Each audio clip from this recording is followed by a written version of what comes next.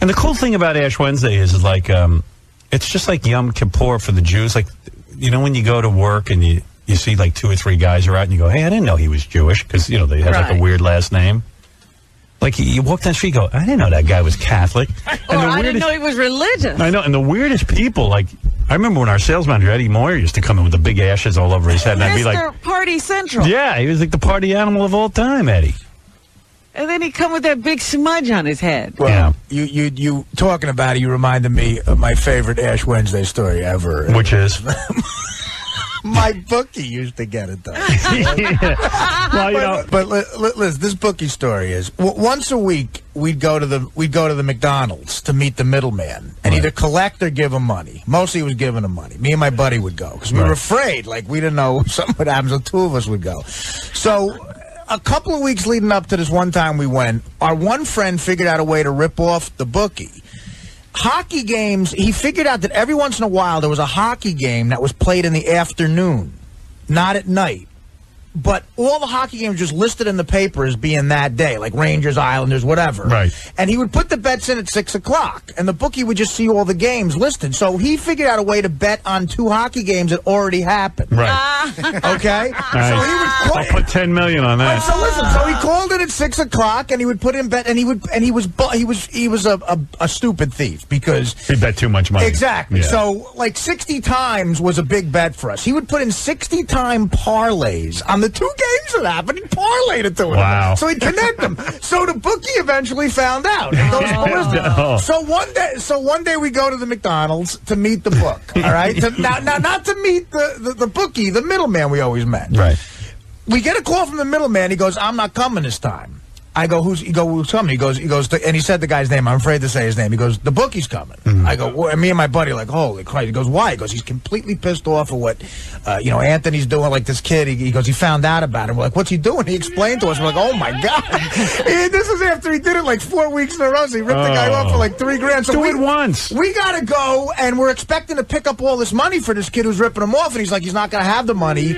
And he's going to be you're going to get yelled at. Just be prepared to get yelled at. So we don't know. We didn't want to not show up. So we go to the McDonald's, and we never met the guy. He tells us the guy looks like he's like 51 years old. He's overweight. He's bald. He goes, come here, sit down. And we sit in the corner table at McDonald's. We get like quarter pounders with cheese. He gives us the money we won. We had won money. He goes, you tell your buddy if he puts one more 60-time parlay in on a hockey game, I'm going to rip his throat out. I'm going to find his kids. If he's got kids, I'm going to find his cousin. And we had to look down because the entire time he's yelling at us, he's got a big ash. He's got a big cross. And then we realized it's Ash Wednesday. Oh, my goodness. But that's what you love. He went to the church for ashes, and he's screaming. He's telling us he's going to kill my friend's kids. He said if he puts in one more 60-time parlay, I'm going to kill him. I'm going to kill his mother. And you know, in McDonald's is that big neon light, like it hits you like we put our head down, we couldn't stop giggling. An enormous ash that he just got. He's talking about illegal gambling. He's talking about a six and murder. He's talking about a 60-time parlay on hockey game. Religion.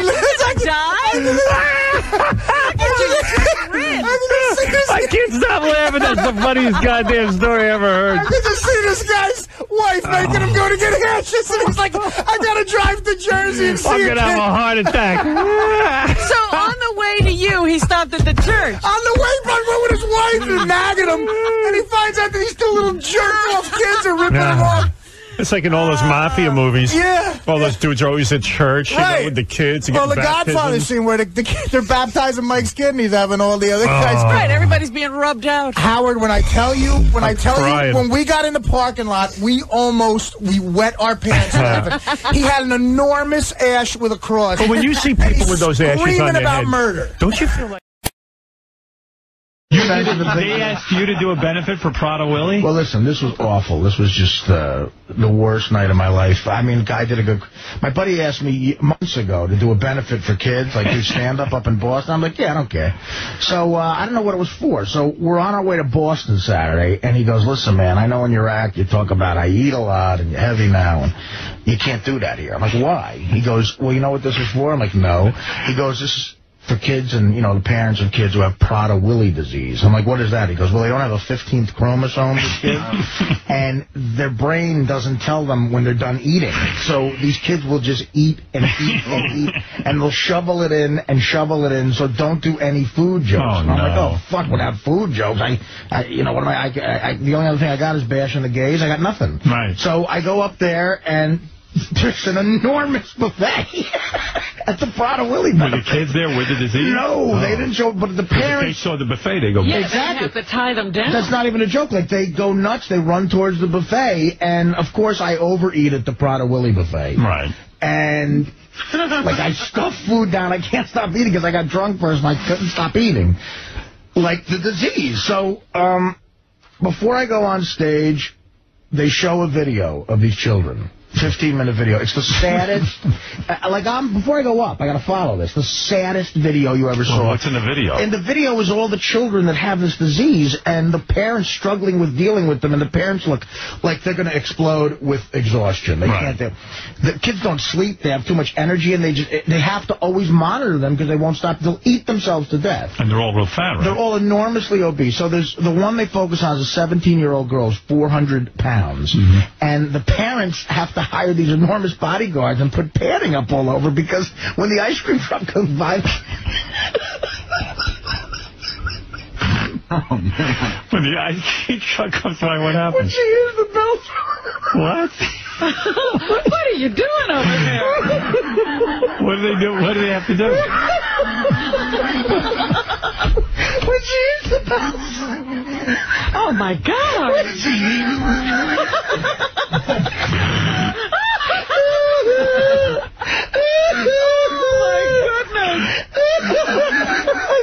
I'm sorry, God. The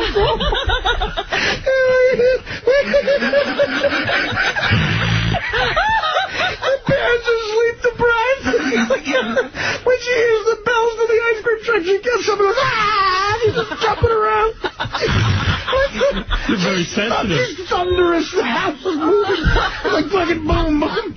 They hire these enormous bodyguards. You guys that live there to tackle her? Yeah, well, they hire these guys who used to play for the Bears. Like Mike Singletary lives with them, and they have to tackle her. Oh, that's and there's all pads. And they show a film of that, and then they go, here's Artie Lang? Well, this is what... Oh, God, they show a film, and it's so sad. It's like, and all the parents are there, and, you know, it's heartbreaking. And literally, like, it ends with these kids maybe dying, and it fades, oh my God. It fades to black. I never heard of this syndrome. It fades to black. They did a whole special on it, like on They did. And How many kids have it? And I had seen the special. It fades to black. Yeah. And the guy goes, thank you, ladies and gentlemen, from the Howard Stern Show, Artie Lang. You're very sensitive, Artie Lang. So I go up, and every instinct I have as a comedian is to say, look, I have this disease. Clearly. Just to jump on a table and eat some rolls. But this huge buffet had, you know how at weddings they have carving stations? Yeah. I was at the carving station like all night. I couldn't stop going. So my first joke was, I've been cut off at the carving station. And it like gets oozed. Nobody and goes, oh, is this guy gonna make fun of eating? Like boo, you know, people are booing. And then I just, oh, I'm sorry. And then, I'm working for free. It was a real awkward moment. Like, thank God, because they said thank you. And then I went into some jokes about the Red Sox as it was in Boston, and I made a joke about Bill Buckner. They booed it. Now I'm bombing. Way to win over the crowd. I don't know what to do. So at the end, there was an old guy not laughing in the front, and I got mad, so I got dirty, because I was being clean. I got dirty, and I said fuck in the joke. And when I said fuck in the joke, the old guy goes, ah! He loves fuck. So I just ended dirty. And exactly. Hey, look at this. And then I got off the stage. It was, I mean, they were happy that I went. while there's dogs barking. Because people bring their dogs. Yeah, the dogs are there at the dinner. Listen, these dog people. I don't expect Artie to have any emotion for dogs because all I know is he got tapped to be the master of ceremonies for a disease that affects children that makes them fat even if they don't eat. And Artie got up and did fat jokes. Fat jokes, yeah. So, I let off with a fat joke. What's the name of that syndrome? Free Willy. Prada Willies. Howard, you know what the worst part is? Why did you tell the audience? I just went up and I was like, wow, they had a lot of great food there. And that's great at a Prada Willy. Yeah, the carving station. They couldn't bring their children to this thing. We decided to make this all you can eat. You know, some kid explode. Really, that's what it was. It was the best buffet I've ever seen in my life. You know what Artie does that's really insulting to the Prada Willy people that always makes me laugh? Yeah, they're mad now. He talks about this movie he saw with this girl. Documentary. Tell him about the documentary again. Well, I've told you. They have to chain the refrigerator. Well, first of all, I had to follow this at the fucking, they show this video, and it's a 17-year-old girl who's like 400 pounds. Listen to him. And the poor family had to put like a fence around her because when she hears the ice cream truck, she goes crazy. And she goes, ice cream, ice cream, ice cream. She starts jumping up and down, and the poor parents are interviewing them. They have bags under their eyes because they're so tired trying to keep her from food, and they have to get hire somebody like a linebacker to tackle her. What a nightmare. And I really, the parents are so tired, they don't know what to do, and the girl is jumping up and down. Were you touched by that at all? I was, but then they said, all right, now here's a comedian. And I said, thank God you guys didn't bring your children because that carving station's amazing. Anybody miss Evil Dave? I had a friend that was a cop, and he was a bad cop, though, my buddy. See what you guys think of this story. He pulls over a chick, right? Did you guys ever do this? Oh, my goodness. If you did, don't admit to it. He was a cop for like 6 months by the, so he figured, he could do this.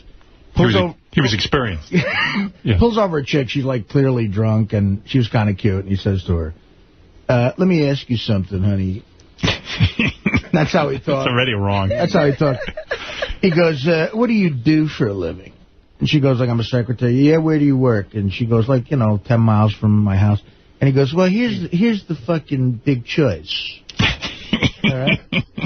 Behind curtain number A. Is that what he said? Yeah. Okay. His friend is such an asshole. Yeah, okay, well, he was. Behind curtain A is you walking to work for the next 6 months. Behind curtain B is you taking care of the kid. Taking care of the kid? Taking care of it, and then he pointed to his dick. And what curtain did she choose? According to my buddy, she chose B. Yeah. And he got a blowjob. Wow. Is that bad behavior? Is that wrong, guys? Yeah. Yeah, that's wrong. You're pretty sure. That's right. You're not supposed to do that. No.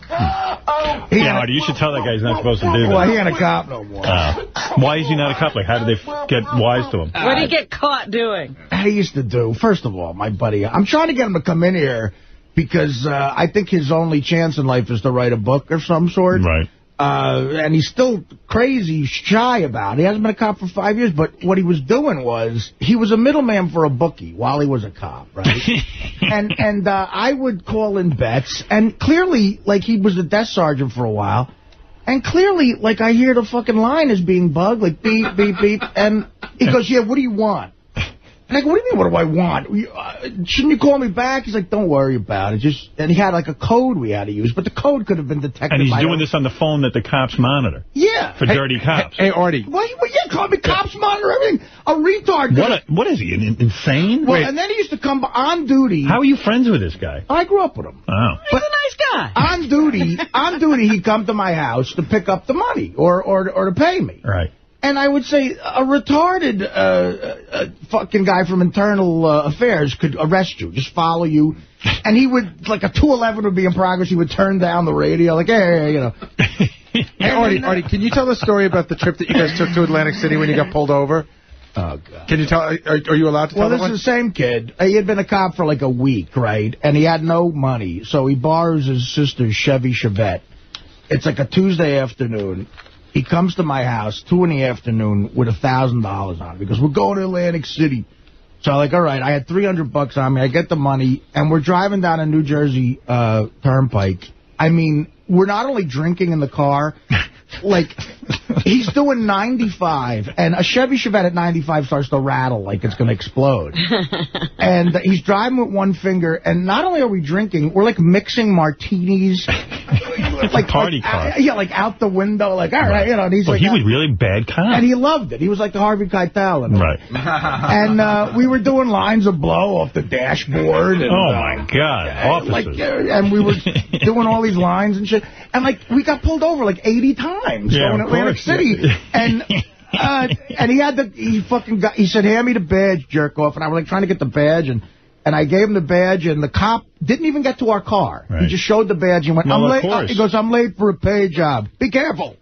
And then we would go. Wow. And I guess it sounds to me, though, like after you know, going through the academy is tough work and stuff. I mean, to go through all that and then to just flagrantly flip it off. I think he wanted to live this life on some level. Yeah. So we get down to Atlantic City.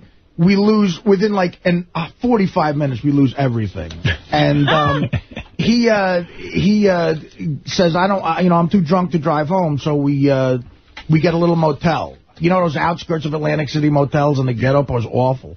So he goes, Lang, go upstairs and check into the room, because I had to take a shit. So I go upstairs, I take a shit in this fucking room, and it's like one of those cheesesteak Atlantic City shits. And I hear my buddy, the cop, come in the room. And he's talking to somebody. I'm like, who the fuck? What are we talking about? I walk out, and he's got this, like, 19-year-old mulatto whore. Oh. He does everything wrong. He was like Harvey Keitel. Yeah. And they should have filmed this guy when he was a cop, and they could have shown that to you guys at the academy when you were going through training, and they said, this is everything you shouldn't do. You had to see how hot this chick was. So he starts laughing. He goes, yeah, she's going to fucking blow you, man. I told her to blow you. I'm like, well, all right. I just took a shit. I mean, the room stinks. So this girl must have loved crack, because she fucking just blew me, like, seconds after I shit. Like, wow. So that's got to be a treat for a gal. It took me 4 seconds to come. She was so hot. So then my buddy, the cop, comes in and goes, all right, get out. It's my turn. So I got no money. I go out. It's like fucking like that March frost. I'm freezing. He's in the room for 2 hours. I hear the walls banging. I'm like, what is he, marrying this chick, you know? And it's on a date. She leaves, like, all disheveled and shit, and I walk in, and I'm like, what are you doing? He goes, shut up, asshole. I paid for the room. So it's 2 gross single beds next to each other, and I lay down and go to sleep finally, and a foot from me, I hear like something like coming down a mirror. And he's giggling. He had like an evil laugh. He's like, and I look up, and on the window, on the mirror in between the 2 beds, he had thrown the used rubber. Oh. And it was stuck there like a White Castle pickle would stick. What a buddy. It slowly filled down the mirror, and then it just made a noise on the fucking so they dresser, and it got on my wallet. I threw my wallet out. So they caught him pretty easily. I mean, they knew he was. He was a cop for 12 years. Oh, he was? Oh, yeah, wow. He was in a bad area. Oh. Bad area. But he was a great guy to know during that time. Did he quit, or did they finally find out? No, he got fucked. They found coke in him.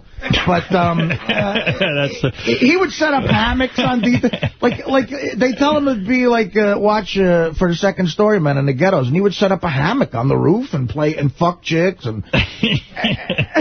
Was like tell the story about when you guys killed that whore and buried her in Jersey. No, that never happened, but he was like my hero for a little while, and then he fucked himself. Why was he a hero? Oh, because he was so much fun. He was above the law. He was Superman. That's all. Yeah, he was a great... He was the Rambo of the police department. There's a little bit of a problem in your thinking. Yeah. Oh, God, did he hate blacks. Well, can you imagine? He's one of the bad ones, that's all. That guy's out of control. Out of control, and then he got what he deserved, because he was... And not to like black people. I mean, what kind of cop is going to do that? I mean, how could you keep him as a friend? Terrible. So weird. Yeah, that's terrible. Well, keep him as a friend, because, he got great coke. All right, well, that's a good reason then. All right, well, guys, enjoy watching the show. You're welcome to stay here. Thank you for serving our community. I'm a supporter and a big fan of what you guys do. Now, just be safe out there, because there's a lot of lunatics. Most of them are Artie's friends. And if you get, you guys, you deserve at least one blowjob from a drunk chick. I'll look the other way. Don't worry. And your friend, he didn't like blacks, and I bet you he wasn't sensitive towards homosexuals either. Yeah. All right. Well, thank you, Gary. All right. You know, I was talking to Artie Lang during the commercials. Why would you do that? Because I love Artie, and I love having him on the show. Well, thank you. And he's telling me about this time that this is amazing. I never thought about this, to actually... You adopted a kid. Like, you did that thing where you send money every day to a kid, a starving child? Yeah. I did. What is it about? You know, John did that. Oh, really? Yeah, but Artie did it, and story? I was like 19, right? Yeah. And I came home drunk one night. It was like 3:30 in the morning, and I put on the TV. And remember how Linda Evans used to do those commercials for the kids? Yeah, Save the Children. Save the Children, right. And you were drunk a lot. I mean, you had a drinking problem. You were drunk every night. Right, so, yeah, right. I mean, well, you had a cocaine and drinking problem. Even at a young age. Always high. I was trying to have some fun. Right. You know. Yeah. And So your fun came, you got drunk and then you watched TV. Right, exactly. You are a nut. If, TV gets more exciting. Right, if I couldn't pick up a chick, I would either end up eating or watching television. So I watched a lot of TV. But you'd stop at Linda Evans when she was trying to save the children. That's what happened. I was kind of drunk, and she's talking about these kids, and they did a weird thing on those commercials, a subliminal thing. They would cut from, like, Linda Evans' breasts to a starving kid. Right. By the way, this is when Linda Evans looked good. She was hot. It was Dynasty Linda Evans. Right, exactly. But she was in, like, one of those Dynasty dresses with cleavage and stuff, and you had to go from her breast to the kid, and I think it was like, do I want a breast? Do I want a kid? You don't know what you're doing. So tell me how you came to sponsor a kid. You were drunk and you're watching the show. And I ordered a kid. Right. You called that 800 number. Right. I said, I got to have a kid. So I felt guilty and everything. And at the time, I was working construction, so I was making a little money. I said I could sponsor a kid. What's it cost, by the way, to... It was $20 a month at the time. All right, that's reasonable. Yeah, so and they tell you that's like 99 cents a day. Yeah, because overseas, on 99 cents a day, you can... You know, the kid could live in the Taj Mahal. Yeah, exactly. Yeah. Right, I was like, here, get a Buick. Yeah. It's $20. All right, so you got this kid. John, you did this too, right? Same story. I was drunk. I came home. I was at 3 o'clock in the morning. I'm watching Sally Struthers, though. Yeah, no, Sally Struthers wouldn't convince me. Yeah, I know, but they show those kids. Because I watch Sally Struthers and I go, you know what? She ate a little less. She's eating the kid. Right. I mean, she just eats so much. It's almost a shame. But it's like, let her give all her food to the Howard, if you're stoned and drunk and you're watching these kids starve and you're like, all right, I could afford 20. All right, okay. So anyway, so Artie... It looks like they use the same kids, though, because whenever you watch them, it's that same kid with the big descendant. Right. It's the same kid, and always in, like, open-toe sandals. Yeah. And, with the fly. Yeah, and underpants. And the big stomach, and that big stomach. Yeah, full of air. and dark hair, but the face is cute. But you're right. They never have regular pants on. They're just in their underwear. And the one I always see, it's the same kid. You're right, because it always looks like this Mexican kid. Mm-hmm. You know what I mean? Didn't that kid die yet? Yeah, but the kid is like an Inca or something. Well, what is that kid? Anyway, where was your kid from? My kid was from Costa Rica. Right. Right. So I got on the phone. Where's that? I don't even know. Yeah, right? It's Does like it really exist? Costa Rica. Like, where's that? Did you ever, like, try to find out on a map where Costa Rica was? No, I never cared. Because after the night, it was one of those things where I was drunk to the point where I'm on the phone and I'm just babbling to this woman. She's like, okay, sir, do you want a boy or a girl? I'm like, I want a boy. I want a boy. You know. Why did you want a boy? Because, I don't know, I figure like a son in a weird way. Like I could play catch with him or something.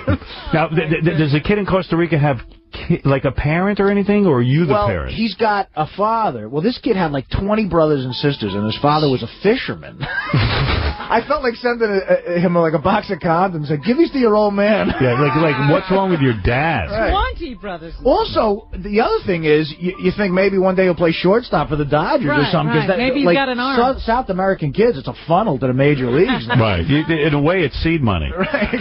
So the kids, did they send you a picture of this kid? Right. Yeah, so I got a picture sent to me, and the kid came in the mail like about 2 weeks later. Right. And his name was Minor Salazar.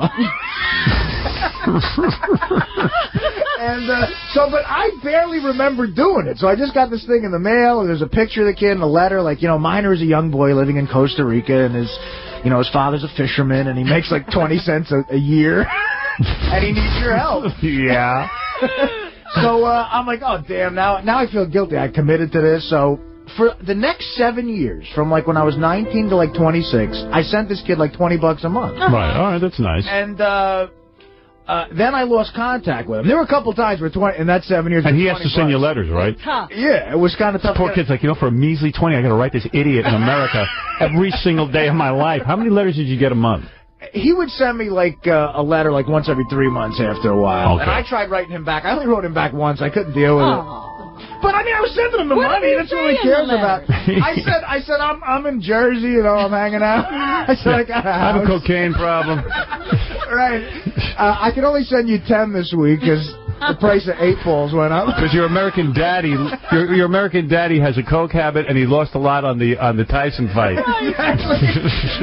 I can only send you $5. The Chargers didn't cover. Right. So, this goes on for 7 years. And then I remember at one time in my letter, though, my mother told me to send him my phone number.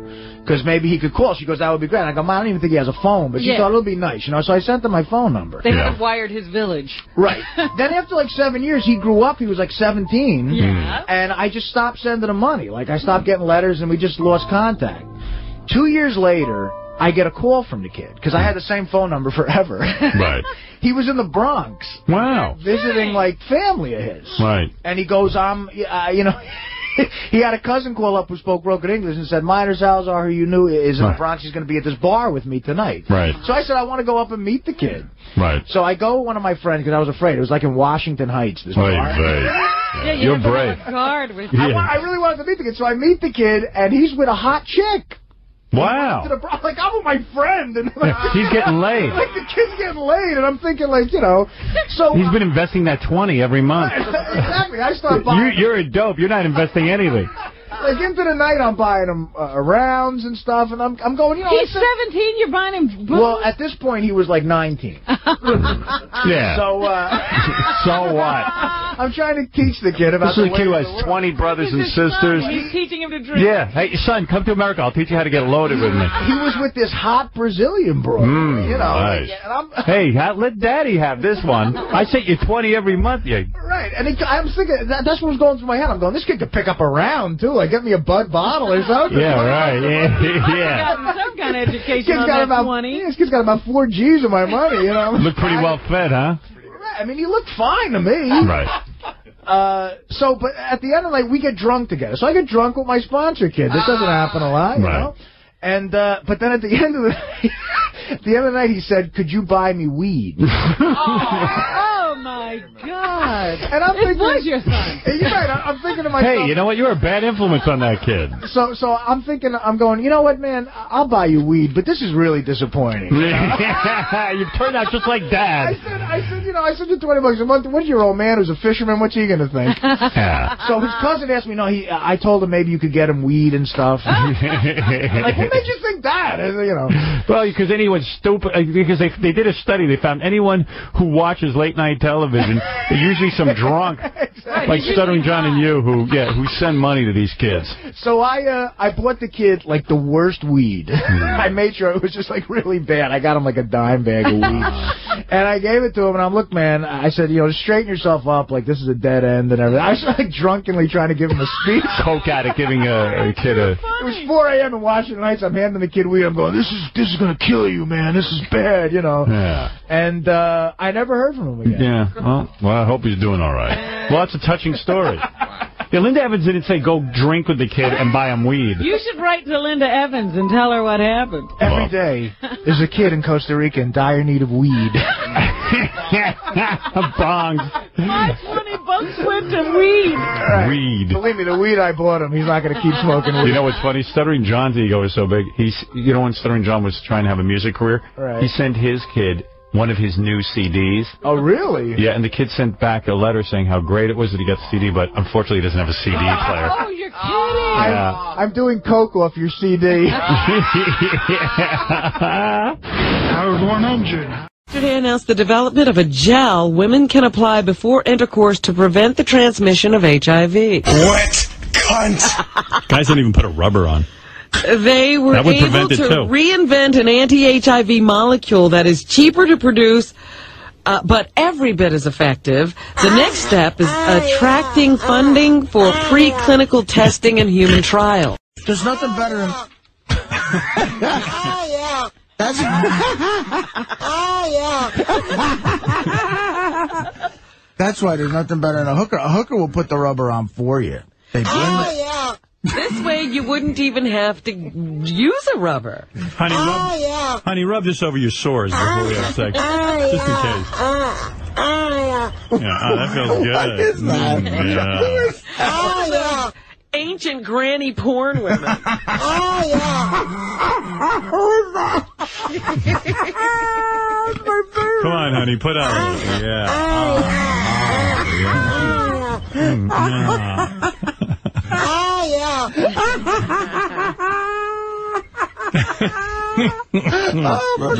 You put that on a CD.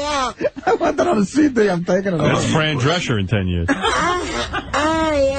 See, she's got that gel in place and she's having a good time. No, Fran has that voice, similar voice, right? Fucking a chicken just making that noise.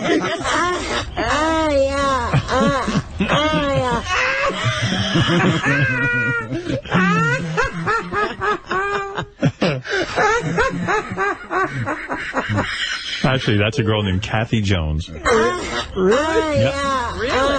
She's one of the old porn stars that we had in here. I was going to say, she's got to be more than a girl. Hey, guys, do you have any Kathy Jones videos?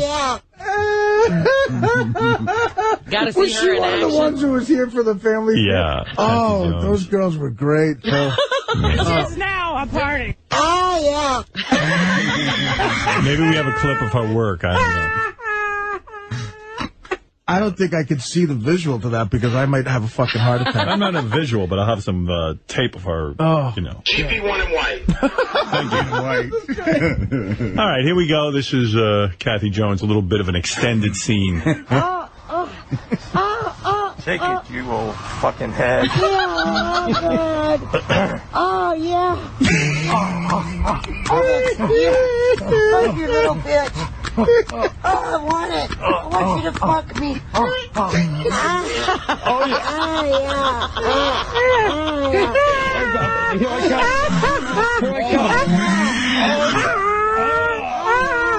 Oh, my God, there she is.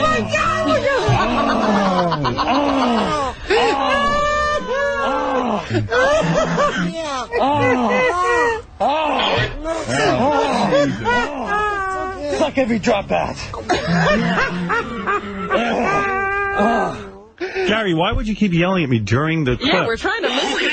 All I hear is Artie. I didn't hear the clip. What do you want, Gary? We have a video if you want to see it.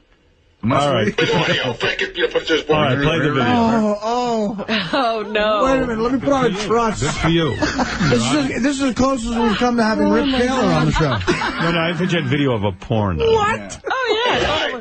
I just said the most insulting guys, it's getting awfully noisy. What is that, Gary? They said we got video, but I assumed it was a porn. No, it's not a porn. Thank you. Okay. Thank you for your help. He's talking the whole fucking time. I'm playing a clip. I'm like, what is... yeah. I'm listening to the clip in here. Howard! It's like there's 57 voices coming out of that box at once. What can I tell you? I'm trying to... Howard! I thought it was porn. I'm trying to make it go better. I didn't hear the clip because I said, Howard like a maniac. Howard! I don't... Listen, I'll never tell you anything again. Howard!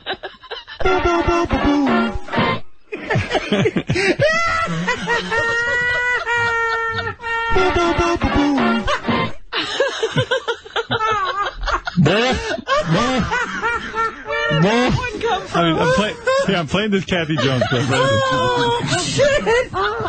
Take it, you old fucking head. Boff, I got something else. Fuck your little bitch.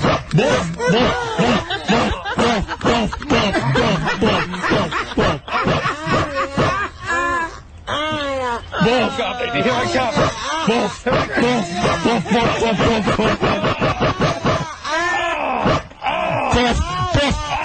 I have another clip. I'm listening to this clip. Boff. It's my fault, but no, Artie gets no shit for screaming over it so no one can hear it. He's laughing at the fucking thing.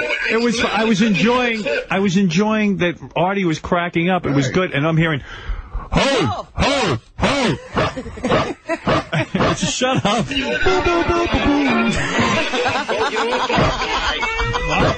I can't hear you. What? Go play some more chess. Both. The only chess could be gayer if the pieces you move were cocked. Let's go back to chess. Both. Gay. Chess. Both. What does chess have to do with it? Stop the show. I gotta tell you something. It's important. What is it? I got another clip. No, but I'm playing a clip. No, I can't hear it. Artie's laughing.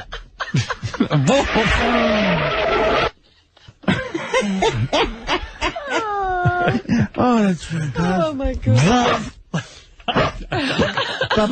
Booey. That is the best. Where did that come from? Mars. Oh, I love it.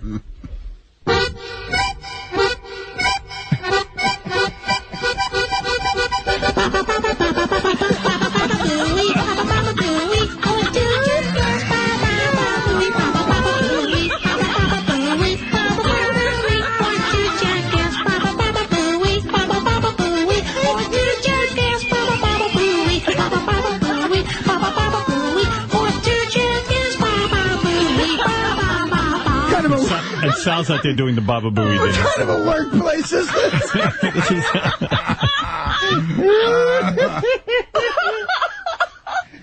It's a fucking lunatic asylum. Gary, I know you're a beaten man because Sal just did the whole dance and you didn't even do anything. I was on the phone. I could care less. You know what? We'll see who's a beaten man very soon.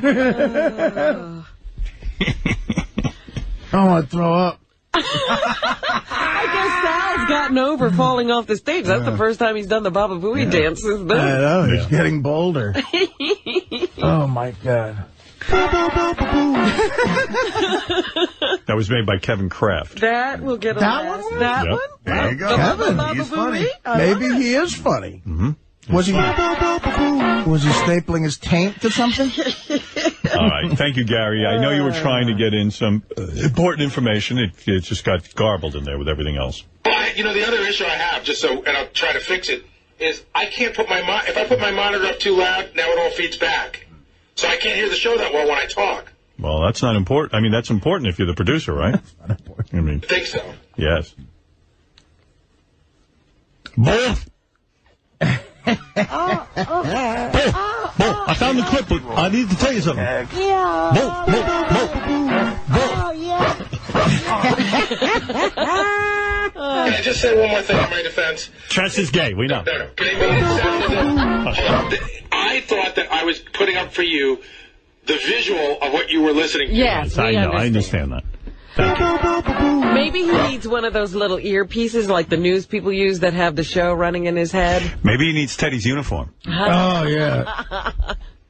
You know what? We're going to get Ralph to design 2 uniforms. You know what? Now I'm sweating from laughing. Blame Gary. I'm actually, oh, my God. All right, Robin, please, let's get on with it. I haven't laughed this hard at work since the guy at the port stapled a guy's textbook to a table. Real. Hey, Artie, I got to hypnotize you. I'm not going to hypnotize. Give it a try. No. Why See if you're not? hypnotizable. No. Artie is, you know what? He's not a fun guy. You're right. What happened to you? What? I never I've never said I wanted to get hypnotized. Are you back on heroin? That's why you're afraid it'll come out? Yeah, we'll get it out of you. Well, you totally fucked me yesterday. You totally mentioned the city, by the way. Oh, did I? Okay. Yeah. What am I supposed to do? Well, I didn't know. I didn't me first. Why didn't you just say to me, that's not true? You know what? Even my driver said, why didn't you say it was just a friend? Yeah. You're the fucking nut. Yeah. You totally fucked me. You know, you're another scout. How do I fuck you? I mentioned... suppose someone took chess out of your life. Now I can't fucking play my chess. Oh, please. You can take it out of my life if you do me a favor. Like there are 10 million ways to gamble. You'll be fine. This was a fun way to gamble. You'll find another somebody bucket. yesterday, Artie loves the whole romance of giving money or getting money from a guy who might break his legs if he doesn't pay. Because that guy wrote me again. And he claims he still thinks you're using because he says Yeah, forget it. I'm not going to get into it. Yeah, because you'll ruin another thing. Yeah, His drug thing. I don't want to ruin anything. I don't want you getting ruined. Guy's a little nudge douchebag. Oh. Artie's going to do what Artie wants to do. Yeah, you see, I told... Artie wants to gamble. Yeah, you see, I told Jason to print this out. You didn't get the note? What? On the email I got from this guy again. You sent it to Artie? No, I sent it to Jason to print out. All right. So your friend called you, he's pissed? Well, yeah, he's got, the city that he mentioned is the guy sort of, Well, why didn't you just say it was a friend of yours who got in the car and you weren't betting? I mean, if you want to keep it secret. I don't know. I don't know what's going on in your life. What is Howard have truth serum? Yeah, I'm naive about this stuff. Here's what the guy says. No, forget it. Let me see what you're going to read. All right, yeah. You read it then. I wasn't going to mention anything specific. Oh, my goodness. You read it. No, he is a jerk-off. What does he say? Tell us why. I didn't mention the city. I said what city it bordered. It's 5 possible towns. And I will say it to his face, you jerk-off. What? And by the way, I didn't mention the city. I said what city it bordered. It's 5 possible cities. That's right. He didn't say the exact city. Right. Dude, first of all, go where I saw you this afternoon, and we'll see who says it to whose face. Oh, is he threatening you? Piece of shit. What does he say in the letter? Oh, he says, second, I'm not a punk. If he's going to say it to my face. I'll say it to your face this afternoon. You know what? You don't need to fight anymore. Just calm down. Doug, just go there, asswipe. But what does it say in the letter? What is he saying that's getting you so upset? No, he just said say it to my face. No, what else did he say? He's fucking with my life. What else did he say? Nothing. I'm not... you don't want to read that? What does it say? I don't want to. You know what? You're a fucking homo without a life, douchebag. Look at you. Let me get a few things straight here. I heard Howard read my email yesterday, so I jizzed my pants. Howard read my email, guys. Yeah, what else does he say? Bring some of your faggot friends, too. What is it, Ralph? Artie, I love you, but why are you blaming fucking Howard for you ratting out your bookie? You're the one who said you were, like, with a bookie. You could have just said, like, oh, yeah, Fred said hi, and I said hi, and he left. Yeah, I was picking him up. We were going to go to a game or something. Yeah. We met. Well, that's where we meet. Like 100 things you could have said. Right. But he blames me. I'm not listening to Ralph. I'm reading this. You're always blaming other people for your problems. And Ralph should know. And you know what, Artie? You never have a good bet. I'll take your action. It's horrible. Yeah, right. I've bet with you before. You owed me $100 for 2 years. Fucking pussy. You have to break his leg. If Artie's waiting for you to do betting with Yeah, keep betting on the fucking loser Giants. Good job. Move into Sam's house and get the fuck out of our lives. Whatever. Fat fuck. We'll get Beetlejuice to pick out Howard Schultz. Get fatter, Artie. We're more of those fucking betting. Beetlejuice will pick out Howard Church. You can live with Sam and blow him. Are you wearing one of those shirts you wore last week where your fucking belly hangs out the bottom? That's not necessary. That's really nice. Yeah, Ralph. No. Yeah, everybody wants to see that. You ugly freak. Yeah, you fucking fat fuck. How many donuts are you eating now? How many donuts are you eating now? Thank you, Ralph. Thanks for, Yeah, exactly. Right. Go fuck your Star Trek figures in the ass. So did the guy... Go fuck your bookie in the ass. You fucking loser bookie. Hey. Don't call my bookie a loser now, Ralph. I'll tell him where you live. Yeah, like he's got any action. He's meeting you at a diner for $500. Yeah, he's real top of the line. I'm sorry, he's not like your bookie. Yeah, right. But you still want to get paid. Exactly. All right, thank you, Ralph. Fat fuck. Yeah. Oh, that's nice. I thought you guys were friends. Oh, yeah, I thought he called me Artie. I love Ralph, too. So did the guy have more information in this new email? No, it's just all stupid shit. He's got a theory about when you pay your bookie. You know what? The guy read the theory, though. The guy loves that he had his name mentioned. Exactly. Yeah, I didn't mention his name. What is... What's the theory? Read the theory. All right. You don't go see your bookie on a Friday. Right. That's dumb. It's the dumbest thing I've ever heard. You can pay the guy... It depends on your schedule. You can pay the guy whenever. The guy's point was, why is Artie meeting the guy on a Friday? You don't pay your bookie on a... Why are you stalking me, asswipe? Why is Artie paying his bookie on a Friday? I decided to get to my computer and shoot you an email. He cares about you. Can I get a tour of the studio? Artie will give it to you. Oh, Artie will give you a tour. I'll give you a tour of your fucking asshole with your face.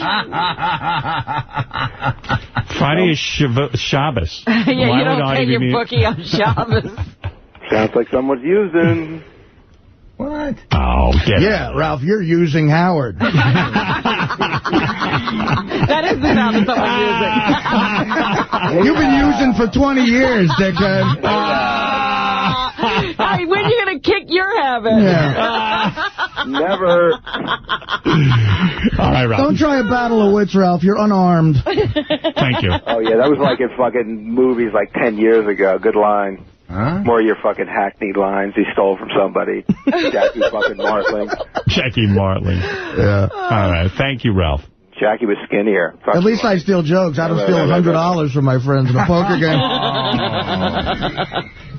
Oh, yeah, remember that? Oh, what a complete scumbag. He stole $100? Oh, a couple times. That was a rap on Ralph. You bring me to a rap? It was the definite. He steals money. What happened that time? Because I never wanted to bring it up, but go ahead.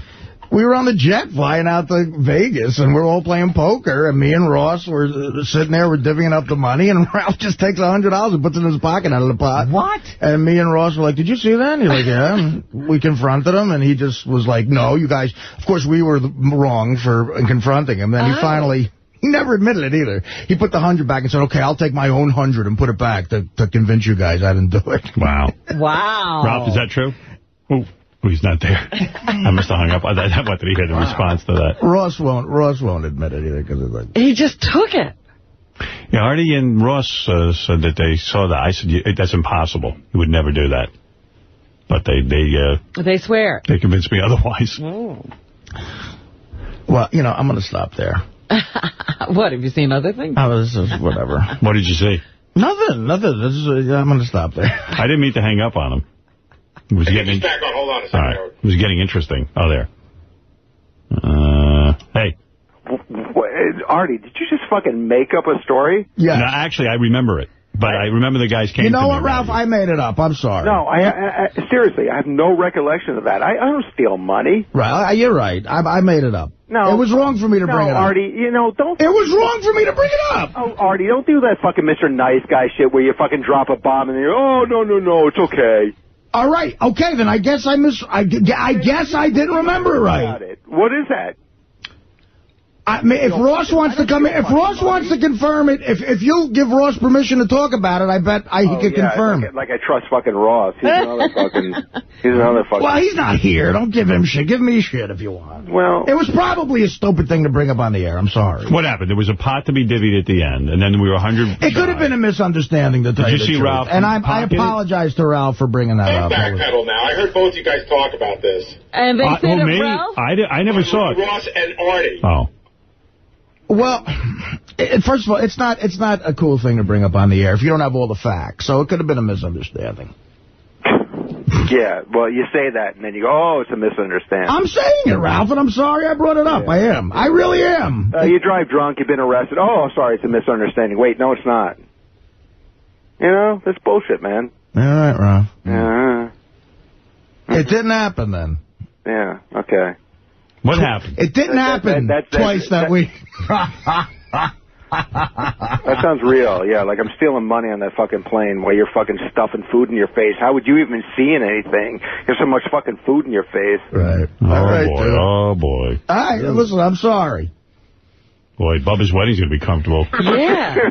I love Artie. I do. Don't worry about it. It was a dumb... He can steal your money anytime. It's a bad argument. It's a dumb thing to bring up. It wasn't right to bring up on the air. What were you high on at the time? Alcohol, drugs? Ralph, you know what, dude? I'm trying to be a nice guy here, man. And you're really going... I mean, come on. Why don't you drop it? Drop it. Nice. Don't be nice. Be honest. What the fuck? I didn't steal any fucking money. From no, who? Because they caught you, according to Artie. Who did I steal money from? You pipe down, Robin. Whoever was playing poker. It was just the four of us. There's another guy who knows about it, too, not just Ross. Who? Oh. The guy who was there the second time. Oh, who was that? I don't even remember. The second time it wasn't a poker game. It was tips for a waitress at Noble. Oh. What happened? What did he do? He stole a tip? That's really bad. I stole a tip from Nobu. He lifted money off the table? This is a weird area. Come on, dude. No, go ahead. Go ahead. It's true. Go ahead. Ralph wants to defend himself. No, yeah, seriously. Go ahead, Artie. I don't mind. Honestly, maybe you don't remember, like OJ. Maybe you're in a coked up days. I don't know. Yeah. Go ahead. What happened at Nobu? We were all hanging out after hours at Nobu. And, Richie let the restaurant stay open for a few extra hours. And we ate, we drank, and Richie picked up everything. And he said, just tip the waitress. So we all threw in a bunch of money. And in the bunch of money was a $100 bill. And me and Ross and Wayne saw you snatch it. And then we confronted you, and you said, oh, yeah, it was a joke, and you put it back. Ooh. Whoa, wait. So did I... Did you? I don't even ever remember being at... When was I at Nobu with you? Las Vegas Nobu. Okay. Oh, he's got details. And I took money off the table? See, I can't believe that. Yeah, I mean... From a waitress. Artie doesn't lie, though. Let me say something. I've been to Nobu like 50 times, and I've paid like once. I mean, that's the last place I would. If I was going to take money. That is impressive. Never take money off the table. Yeah, why does he have to steal? He doesn't even pay. Yeah, I don't even. Maybe Ralph thought the tip was too extravagant. We're in Vegas, and, we're in Vegas, and, the money issues come up in Vegas. That's true. That is true. Believe me, I know that better than anybody. That's really... I think Ralph was counting on what happens in Vegas stays in Vegas. Yeah, I guess you... apparently not. Not on this show. Hey, when I steal money at Vegas, it doesn't stay in Vegas. Maybe Ralph thought he won it. This is a stupid thing to bring up, and it's awkward. Why don't we just drop it? Yeah, well, bring us something else that you want to, like, drop a bomb and then say, oh, no, it's okay. Ralph, you called up to fuck with me, and I was in a shitty mood about this dickhead, and, you're allowed to call up and be insanely insulting. I mean, all you do is you call up, you're calling me fat, drug, blah, blah, blah. I'm just supposed to sit there and take that, and then I said something else completely joking around. You could have hung up, but you don't want to hang up. Or he could have said that wasn't true. Artie, wait a second. You are fat, right? I mean, and you are a scumbag thief, right? You stepped into that one. I guess what's tipped in Vegas I didn't say you were a fat fucking loser Jersey scumbag. I just said you were fat. Right. Didn't Ralph break into your hotel room and go through your wallet once? Yeah. Artie, he rifle through your pants. I'm really disappointed in you, Artie. That's really bullshit, man. You know I didn't steal money off the fucking table in the fucking plane. Who else saw it, Artie? First of all, I'm in a plane. There's all that food and everything. I'm having a great time. I'm going to steal fucking Howard, you're going to sit there and pretend you don't remember this conversation? I remember the whole conversation. I just didn't see this go down. I'm being honest. At Nobu? on the plane. On the plane. I did miss it. You know what? Seriously, I did. I said to you, I can't believe what you're telling me. And you said it, and Ross said it. And I remember... So you remember Ross saying it, too? Listen, it was a long time ago, and I just didn't... I wasn't aware that this was going on, and you pointed it out to me. Again, it's not my agenda to fuck with Ralph right now. I don't know why I'm arguing with this. It's like... Maybe you're angry. Maybe this is the Dana thing. It might be, yeah. Let's just leave it as a misunderstanding. What's the matter with Dana? They broke up. Oh, again? You were freeloading in L.A. during that. You missed it. Thing, yeah. You were at Sam's house freeloading. What happened? What happened, Artie? You don't know? Is that Artie got laid. Over? Artie got laid by a different girl. And did she break up with him? Well, we broke up before that, but that's sort of... but Artie put the nail in the coffin. Puts the explanation point at the end. Who was the girl get laid by? He's not. Well, I gave her the number to the show. She could call in if she wants. Well, who was she? Did you meet her? Or a girl I met over the summer, at a stand-up gig. But, I mean, I didn't have sex with her over the summer. Karen, you're on the air. Go ahead. So you had her on the back burner. Yeah, he had a back burner. Everything's a food reference. Karen, you know what, Howard? Yeah. I'm going to send a picture, put on the website of Artie on the plane in Vegas, and we'll see who was like dizzy with stuffing his face with food. And dude, I'm not going to deny that I overate. And you were drunk, so let's give him that. Definitely drunk, okay, without question. Yes. So listen, my job as a producer is always to keep things moving and everything. So I called both of the people that were part of the stories. And I have Wayne Siegel on the phone. All right. Because I wanted him to be able to give his side. Let Karen first go. Karen, go ahead. Hey, Howard. Hi. What do you want to say? Say it quickly. Yeah, I just think that Ralph must have taken the money because he's really seems to be defensive about it. All right, that's fair enough. Wayne, what do you remember about this? Were you really involved, or... Yeah, good morning, everybody. What's up, Wayne? All right, Ralphie boy, I love you, Ralph. Mm-hmm. What happened was, when we were at the table... At Nobu? At Nobu. Yeah, Wayne wasn't on the plane. All right. I wasn't on the plane, but I was at Nobu. Mm-hmm. The money went up on the table, and I put up a lot of the money because I was just buying dinner. Mm-hmm. The check was coming, and I said, wait a minute, where's the fucking money? We can't be short $100. I turned to Ralph. I said, Ralph, did you take the fucking money? And I was half laughing, and with a grin, I must have made a mistake, and out came the 100. Whoa. But Artie just said there was no check. I don't know. We were all putting money. We were putting money in a pot for. We were putting money in a pot. Right. To pay for whatever. Either a tip or whatever. Yeah. Richie might have given us a major discount. Right. There was. But there was money that was due. We decided we were going to pay. Was it like a bucket of money? It was like a pot of money, like in a poker game. Oh, I'm sorry. I thought you were handing it out. No.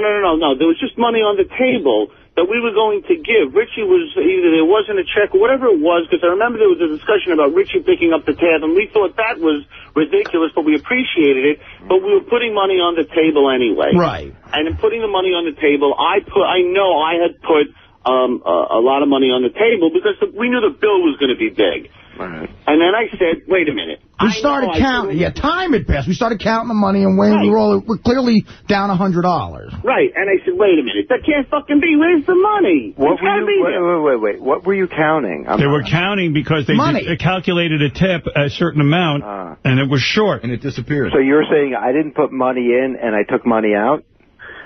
I remember saying, where's the money? And I looked over at you, and I said, Ralph, did you take the $100? Kidding around.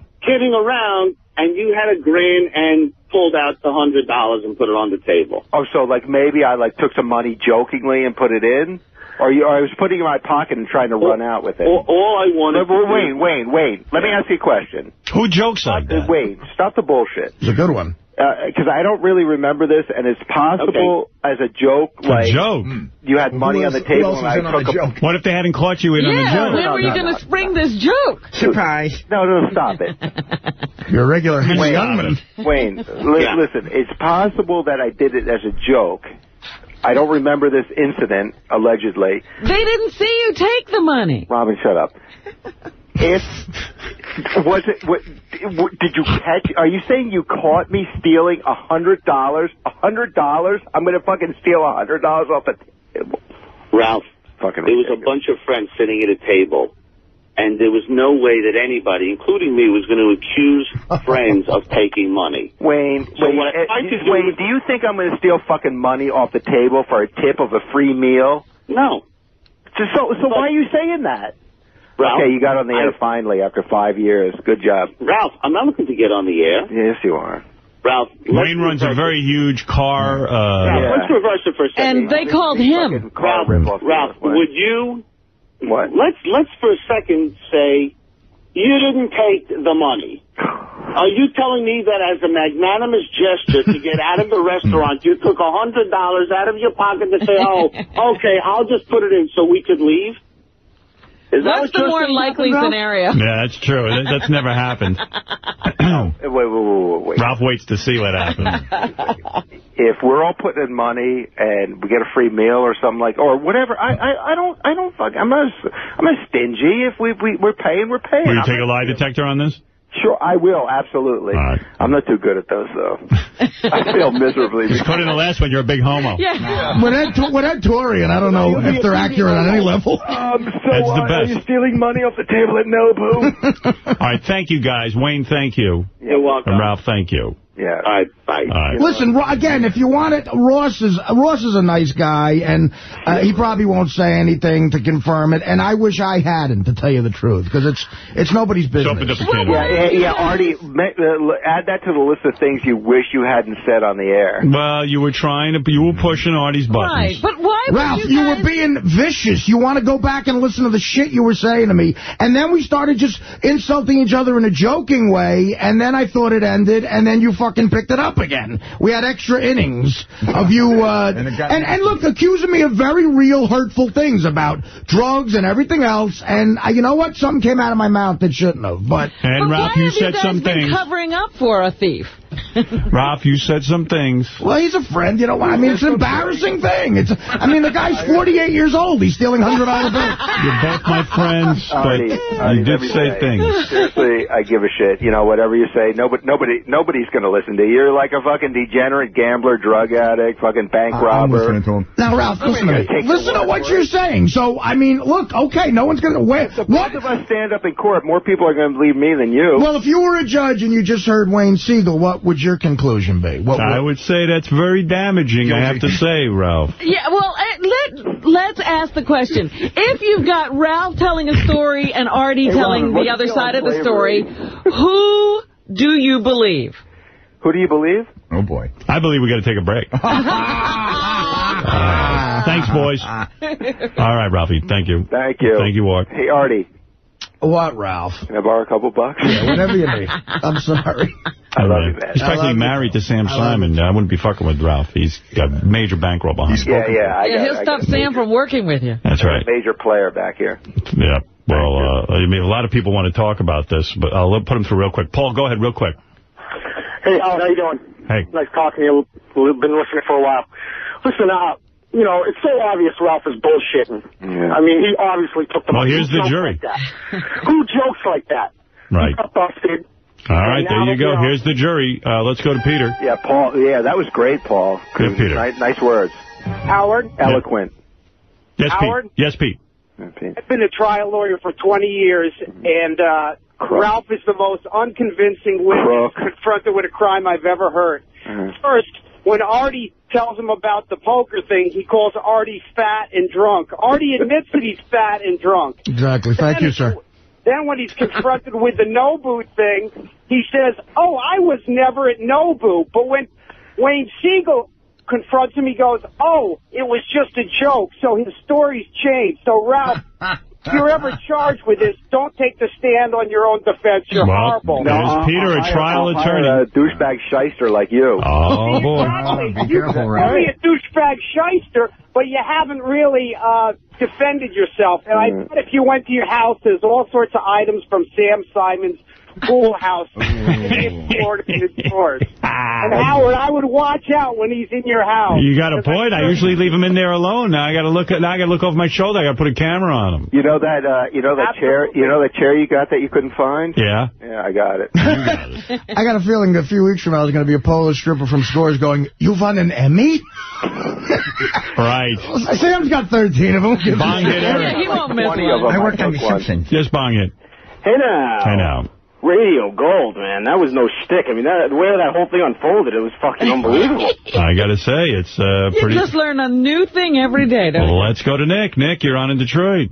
Yeah, I think Ralph's a big asshole. He just stinges off everyone. Yeah. Oh, boy. Ralphie, this does not look good for you. Billy, go ahead. Yeah, don't go to the jury. Put him through, Howard. Put him through. Go ahead, Billy. That's Howard. I'm convinced that you have two whack packs. The second one is on your show. I'm telling you, man. And fucking Ralph, I never heard a guy call up. He must be a designated caller. He calls up and just tells people how to do their show, like fucking Gary and shit. I'm going, who the hell is this guy? What do you do for a living? What do you do for a living? I'll tell you, you do your fucking job too.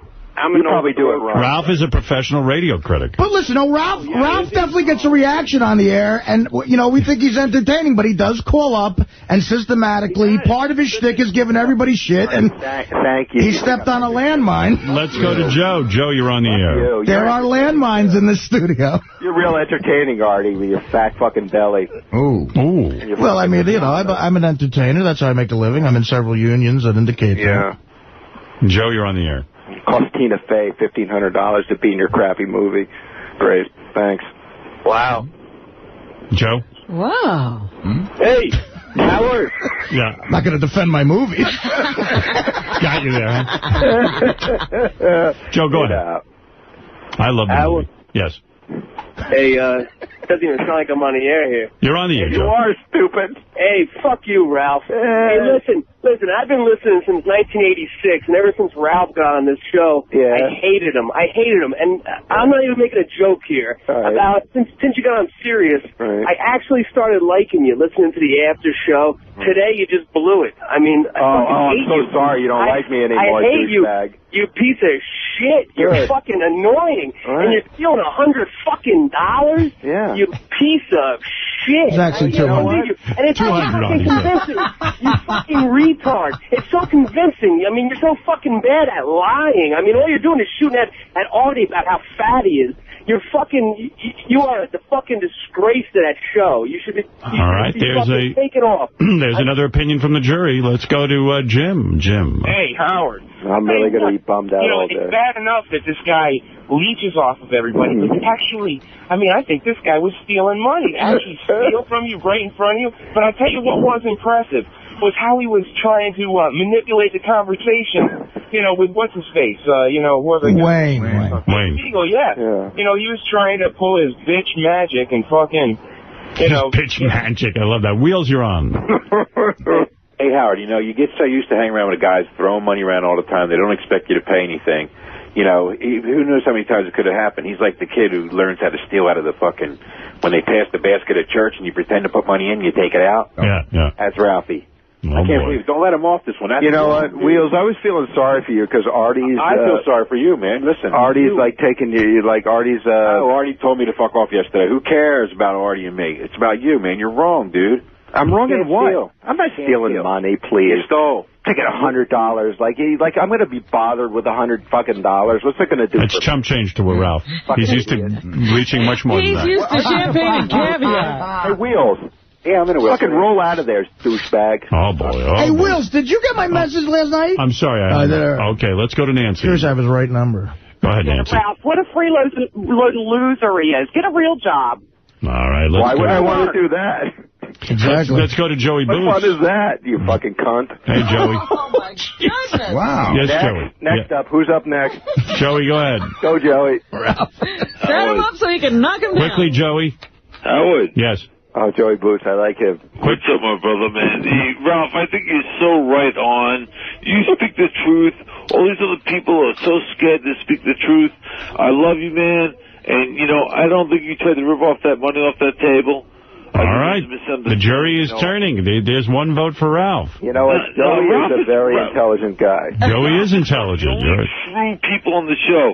He can be friends with you, but he'll still talk against you. Joey, the one holdout on the jury. All the time. Now we're going to be here all day now we have a because of jury. Joey. Joey is like the Lee J. Cobb in 12 Angry Men. He is. All right, thank you. All right, brother. Who's up next? All right, Randy, go ahead real quick, and then one more call. Ralph with a full safety blue. An hour and a half. I have not taken a break. Spread the word about Sirius. We do not take commercial breaks that often. Let's go ahead to Randy. Go, Randy. Come on. We got to move quick. Quickly, Randy. You want to weigh in on this or not? I just wanted to ask, is Ralph going to be in charge when the plane crashes? Huh? Oh, that's good. Oh, thanks. Great. Let's go to Mark. Jesus. Yeah, Artie, let me ask you a question, Artie. Go ahead. If you were at the table with all your friends, and Ralph wasn't even part of Howard's regime, he would have got fucking cracked at the fucking table. Tell me you wouldn't have, Artie. I guess amongst other people in a different situation, absolutely. Oh, what table, stupid? At the no booth. Either table. Oh, fuck you fucking douchebag. Smacked right up, you fucking piece of shit. You white trash fuck. Fuck you. Go back to the French fryer. The fries are ready, douchebag. Yeah, okay, Ralph. Okay. Go fuck yourself, you dick. Wow. Kingpin, you got the last word. Oh, Kingpin. I like him. Yeah. How you doing, Ralph? I love you, man. What's up? You fucking bone smuggler. Jesus. Wow. Artie, why don't you fucking just pop him right in that berry thing? Listen. Pop that berry right off. The problem is I have no way of proving this happened, so what the fuck are you going to do? But Joey Boots called up and said... Steven fucking bastard, we should take you out in the fucking back and feed you. Boots called up and said Ralph's the only honest one. And, every time I say something honest, like I critique Richard's stand-up a little or this happens, this is why you're not honest, because of this shit. I mean, what the fuck? It pays better to be phony. Everyone's happier. No, this is nice. I like this. All right, Ralphie, thank you. Thank you, Artie, for your honesty. And I'm sorry you guys had to fall. That's it. That's it. A couple questions. First, how'd you make out with Artie this weekend with the dinner? Well, now I can reveal to you my master plan. Happy birthday, Artie. Thank you very much, Rob. As you last heard, I was taking Artie out to dinner on Friday night. So I said to Artie during the week, come over to my apartment at 7:30, and I'll give, so if we can drink and stuff, you get a ride with me, and then my driver will drive you home. So he goes, okay. So he shows up at my apartment at 7:30. We get in the car, and Beth had a gift for him. Uh-huh. And he opened that at the apartment? Or No, he didn't open it up. Did you open it up yet? Wait, which gift? You the little didn't bag open I gave your you. gift? When you walked in, I gave you a little bag. Oh, right here. Okay, yeah. No, I did open it. That was very nice. Remember Flirting with disaster. Remember Artie said he beats off to flirting with disaster? How weird is this now? Now you can beat off. Did you tell her that I said that, or did I like the movie? No, I told her. I said Artie beat off to... Nice. It's so funny how women are, she's like, she gave me a beautiful card, and it says, Artie, Howard told me you enjoyed this movie. So anyway, so we get in the car. DVD, you can pause it and everything. And what Artie did, then Artie and I were talking, and Artie had a family dinner. Yes. The night before with about 27 people or something in his family at the 21 Club. How was that, Artie? It was great. I would recommend anybody who has the wherewithal to do that. It's like this private little room at the 21 Club that goes back to the Prohibition days. It's got a lot of history, and it's the only table in the room.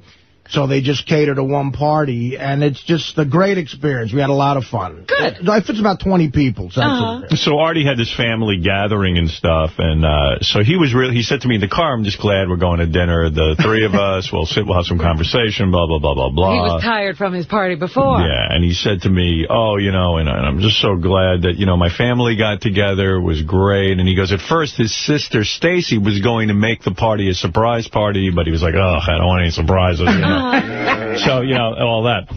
So we're driving down, and what Artie didn't know was, for his 40th birthday, I bought out the entire restaurant, John's, the pizza place. Yes, one of Artie's favorites. I took it over for the night. Unbelievable. John's Pizzas. Wait a minute. You had a surprise party for Artie? I didn't invite you. That was the surprise. I'm surprised, too. So what I had done, and Beth and I discussed this, we were sitting at home, and we said, what would be the ultimate party for Artie? And Beth goes, first of all, John's Pizza is the best. She goes, Artie would want, like, beer and pizza and pasta, like the best he could get. Yeah. And she said, so we got to find a place that, that we could, do something really fun like that where he doesn't have to get dressed up. A lot of great pizza places, too, don't have enough room at all to accommodate a party. Right, they're not that big. It's a unique thing to find. Right. So, in the search, and your friend Sheila there helped out. We should give Sheila She was wonderful. Yeah, but she helped us. We find out from the guy at John's, they've never closed the place down, ever, in its history. Right. But the guy said, hey, this sounds like it would be kind of fun. So he quoted me a price. And he said, okay, you'll have the place all night till 1 in the morning or so. We'll close it down. You got booze and food, and we'll bring in dessert from somewhere else, this and that, the other thing. So Done deal. Done deal, Nice. right? And no matter what anyone wanted, you want pizza pie, boom, you bring, they'll make it up for you. Yeah. And then they also had meatballs and great shells, which unbelievable, right? Am I right? Unbelievable. Well, again, I've loved John's. I probably went to John's originally 25 years ago, and yeah.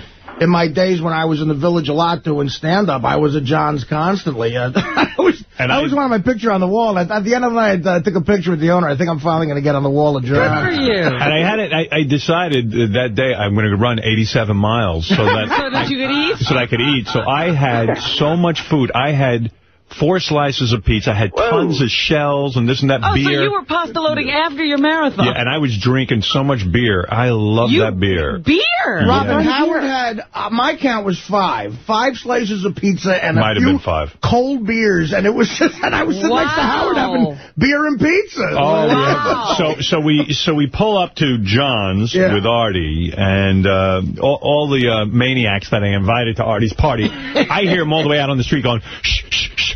Here he comes, here he comes.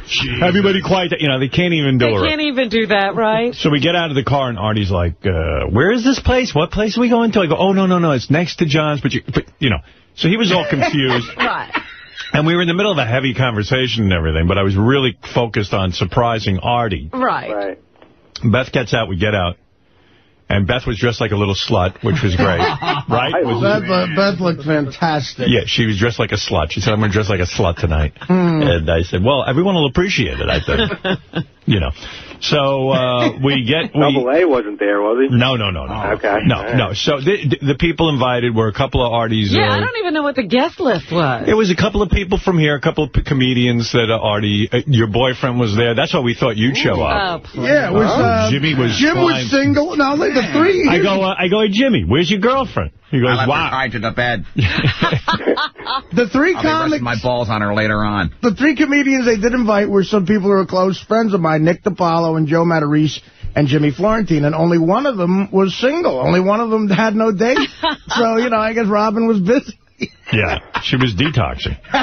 I'm not kidding. She was detoxing. I know. I figured she was doing something healthy. So. Well, anyway, in fact, this all came about because Robin had said to me, let's get the people together. I said, oh, it's Artie's birthday. I was talking to Beth. I said, we're going to throw him a surprise party, so we were all going to get together. But, yeah, and then I couldn't go. Right. So we were going to make it the following weekend, but then your birthday would have passed. Yeah, would have been kind of weird. Do it now. So I'll just make plans with Robin and trot her around. Robin did offer me a fantastic gift, though. What was that? We're going to go. So you're going to detox with her? Yeah, that's what I really need. She's going to wrap you up in a blanket? That would be the nice thing to do for my health. But, no, we're going to go see Chaz Palminteri is doing a limited run of a Bronx Tale. That was originally a one-man show that he had.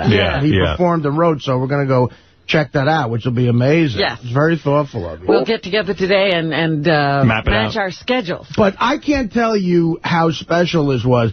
Like, the stuff with my family, it was so generous and so wonderful, and I hate attention with birthdays, and I always thought I would hate a surprise party. I always said, I don't want to fucking deal with that, and I found out that I love surprise parties.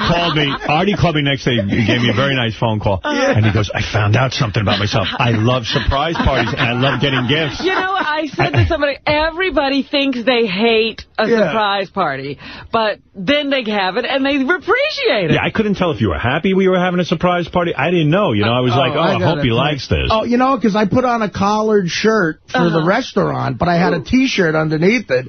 As soon as we walked in, it was like a collared shirt right off. I had the T-shirt. I had pizza dough powder all over it by the end of the night. It didn't kick in how amazing it was until...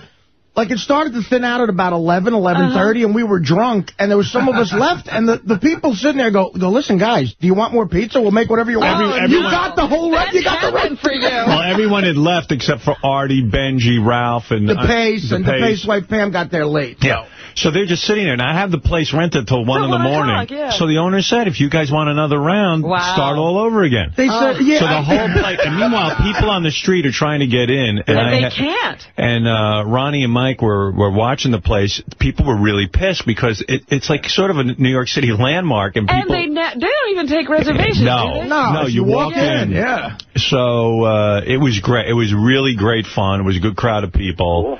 You know, it's funny, too. Robin couldn't make it. Fred...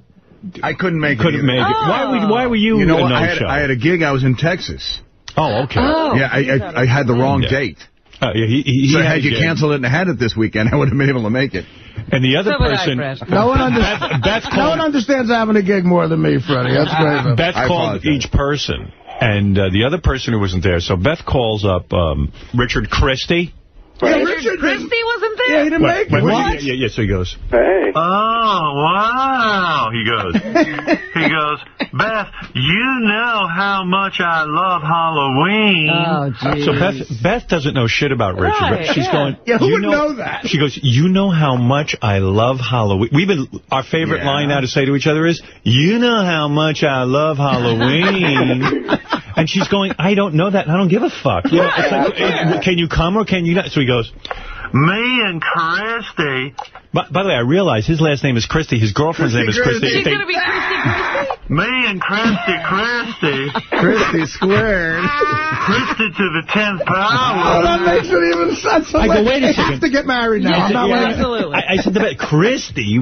Christy. She's Christy, I'm crusty. She goes, me and Christy love Halloween, and we have everything booked up for the whole month. We love to go to Salem and go to 10 different haunted houses, and we planned it. Now, maybe I could switch my plane flight. And Beth's on the phone going, oh, my God. Could you imagine, like, this girl, she says she loves the haunted houses as much as Richard. My theory is she didn't. Right, she never went to a haunted house in her life. Well, she gets invited to what's going to be, what a great time that sounds like.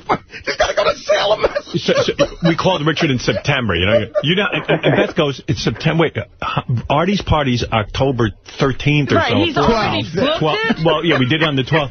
And it's like, she's like, he's already, that's not Halloween. You don't understand. You don't know how much I love Halloween. Maybe we could, we're supposed to be in the haunted house Saturday morning. Maybe we could switch our plane. and Beth, every detail of his life was being laid out there. I mean, that is astonishing. Could you move the party to Salem? Maybe. Isn't there a John's Pizza in Salem?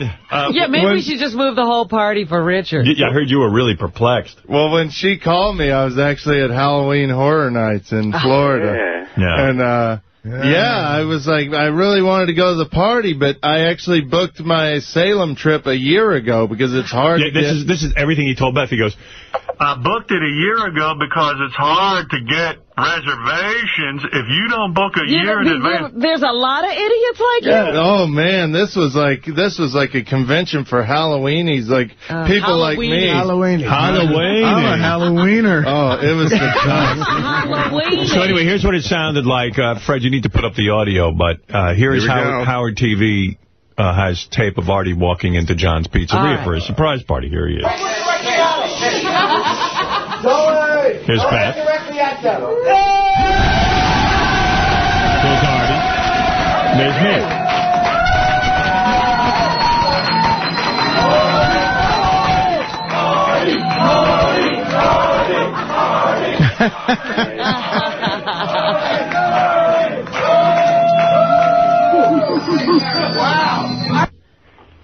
I mean, I was duped. It worked completely, for the record, because you've taken me out to dinner for my birthday before, and You were really surprised, right? Nobody ruined it. Genuinely, you said people might have ruined it. You didn't hear the noise coming in? No, I mean, I was duped to the point where the first person I saw was Teddy. And I immediately said to myself, God, did something happen? My sister had to fly to Italy that day. I'm like, did something happen? Was something wrong? Oh, no. And then, so I was surprised. I mean, up to the last minute, I didn't know what was going on. And then, I mean, I got to tell you, man, the feeling of appreciation and love, and it's so thoughtful to do that at a pizzeria, and I don't know, and even drink beer with you. Yeah, I really got emotional about it. Sheila told me how hard it was to, you went back and forth with them. We never shut it down. And how, God knows what you spent. But even just the thought of having it at a place like that. No, I'm closing down a whole restaurant and then cheap. Yeah, I heard a few of the details. And Sheila said, then they thought about it. And then they decided to really come up with a price. And the foot trap. If you close it down, they've got to make sure that they're going to make what they made that night. And the foot traffic they get on a nice autumn evening in New York, I mean, people were going, you could say, I mean, it's a legendary place. Yeah. And how good is beer and pizza? I don't know. Oh, my God. I wasn't there. For Christ's sake. I really got the feeling like, I really said to myself, I said, I'm so glad that these people are in my life. They really feel like another family to me. Howard, it was so generous and so thoughtful, and I was blown away by it. Great. I knew you. I thought you were having a good time. When we first walked in, I went, oh, maybe he didn't want this, but I just thought it was so much fun. Well, it takes adjusting, and then, we were all... And then you start to really appreciate it. Yeah. Well, when you planned for Artie, I said, well, either it's a pizzeria, or we fly everyone to Afghanistan for a poppy field. A heroin den. Take him to a real-life opium den. That would have been thoughtful as well. Yeah, right. Artie, I closed down an opium den for you. We're going to get high together. What does that cost? Probably more. But the reality of it said it was me, Howard, Gary, Ross, Tim Sabian, and Ralph. We're all sitting in a little booth, and I'm sitting next to Howard eating pizza and beer, and we were joking, laughing, and it was nothing but fucking fun. And then at 11:30, we're all like a little lit because we were drinking the whole night. And the guy said, hey, dude, what do you want? You want more pizzas? We were like, yeah. They got 4 pizzas out in a heartbeat, hot off the fucking grill. And Artie has willpower, too. Like, I'm sitting there. I'm sitting there chowing down on multiple different pizzas, vegetable pizzas, all kinds of pizzas are out there. And the guy says, Artie, what's your specialty? What's your favorite pizza? Like, this is so cool. And then Artie goes, well, I like sausage and pepper. Sausage and mushroom. Right. So I'm sitting there eating. And Artie's looking at me, and I go, Artie, get a slice. There's a million slices around. He goes, I'm waiting for my special pie. I go, well, why did you have a piece while you're waiting for... No, I'm waiting for my special pie. And he's waiting. I see him now. He's getting nervous. He's looking around at that guy. I was sweating. I was going through withdrawals. I watch Artie. The pie comes out, and I see the guy took a little step away from Artie. He goes, no, that's my pie. And the pie comes over and slices, and the guy goes, Mr. Lang, you want me to leave this pie on your table? No. And Artie's now like, yeah, you know Artie wanted it on the table. He goes, no, put it over there. Other people can share it. You had to share it? Yeah. I had about 4 of that, the slices of that one. And by the time I got to your booth, though, I had already had a ravioli and meatball plate. So, and then I went to some garlic knots, and then I probably ate 11 slices throughout the night. Did you? But it was like, it's John's Pizza is smaller pizza. It's more like a bar pie. But I had about 11 slices, and probably, I don't know, I had a bunch of pieces of sausage. They had great sausage and pepper. They had meatballs in and out of the gravy, which is very key for anybody who knows how to put a meal together like that. The only person, of course, who was an asshole, I wonder if they have tape of this. I mean, really, I got upset. Beth got real upset. What happened? So the people at John's are being great. The whole place is open to us. Right. I mean, they couldn't have been friendlier. So then at that point, well, guess who do you think the asshole of the night is? Well, I don't know who everybody was, so you didn't give me the whole guess. All right. Well, there's a couple without knowing. All right. It would either have to be Sal. Okay, bingo. Or Sal. There you go. All right. He was my number one. Ronnie was my backup. No, Ronnie was really weird. Was he mellow? What? Ronnie was extra mellow. Yeah, he was. And like now he's serious, Ronnie. He's got a new personality now he's another bad personality? This one's better than the other one. Here's the deal. Had Richard been there, I think it would have been neck and neck for Sal and Richard, because Richard... Well, Richard behaves. No, you know what? There was it was a really embarrassing moment at that party that Robin and I threw for you at the engagement thing. He kind of stood up at one point. He was totally drunk. His gums were like purple. And he was kind of like reeling back and forth. Yeah, it was just really... He does this thing where you can't walk right. Yeah. And I was like, dude, this is a party with your friends and your peers. Like, I know you like to get drunk, but try to behave a little bit one night. So why was Sal the big asshole? Why? Okay. Sal's wife was there, and stuff. And she didn't seem real friendly to me, really. I don't know what the deal is going on between him and, I don't know now you're having a problem with Christine? Do we need to bring in a counselor? No. But I don't know. I think she's loopy from, being married to Sal. Who wouldn't be? So anyway... a little shell shock. Now I can see why. Because, we're there and we're having this great time. Yeah, it sounds like a beautiful night. Couldn't have been more fun. Sal grew up in a pizzeria, so I guess he said to the guys at John's, can I make a pie? Okay. Oh, no. So Sal gets behind the thing over... Not behind the thing, but, he's there. It starts making a pie. Okay, fun. Good fun. Scott DePace somehow... I wasn't there for the beginning of this, but Scott DePace said, I'll make a pie, too. So they had, a pie-making contest. And I suppose Scott got his expertise at Showtime? Don't know. I don't know. I didn't see Scott's pizza. I didn't see Scott DePace's pizza or anything. I just walked in, and Sal was putting his pizza in the oven, and his hands were full of sauce. He takes his hands and smears them all over Scott DePace's face. Like tons of sauce. And DePace gets pissed off, and of course takes his hands and rubs them on Sal. So he returns the favor. And like all of a sudden Beth says to me, you know what? These people are so lovely at John's. They're being kind and letting them make up. They've never done this before. Right. She goes, I go, guys, stop it now. I said, it wasn't really Scott. It was Sal. I go, Sal, enough. I don't want this now. This is a restaurant. It's not your fucking home. Wow. Oh, God. How come you can't have a good time if Sal is around? Show the clip of that. Yeah, it looks like they have See, a clip. I didn't see it. I just heard about it. Thank God I was there. And DePace is a good sport. Right in the sauce pot. I would have punched him. Oh, no. Like, why would he do that? What possesses you to just do the guy from John's looks afraid. Yeah, and it was going to escalate, I know. Right. And I just went, no. You're not going to destroy this restaurant. No, you fuckers. And Artie's party. And it wasn't DePace. It was Sal. Yeah, but I mean, if Sal does something stupid, you don't have to return the favor. That's but I'm sure DePace was embarrassed. It was all over his head. Scott had sauce all over his head. But still, you gotta, gotta maintain. Right. Because it then would have been the drunken brawl at John's that Howard started. Yeah, who wants Sal's hands on your face, even if there's no sauce? The rest of the night, Sal had, sauce all over his shirt, too. Right. And I was like, because I didn't see that. And when I saw Sal, I said, what the fuck happened to you? How did that happen? I said, what did you do? He's like, me and DePace got into a food fight. I'm like, what? How did that happen? But where did that sauce come from? Because if that's a pot of sauce that they use... No, they gave them each a little thank goodness, because I'm thinking they put their hands in. No, none of that. It was great, though. It was great fun. I was really pleased with myself. It was a blast. Well, while you guys were doing that, I was listening to beautiful concert music. Yeah, what was this concert you had to go to? I have a friend who's a concert pianist. Oh. And her name is Simona Dinnerstein, and she was giving a concert with a cellist of Beethoven sonatas at the Metropolitan Museum of Art. Did they have pizza there? No pizza.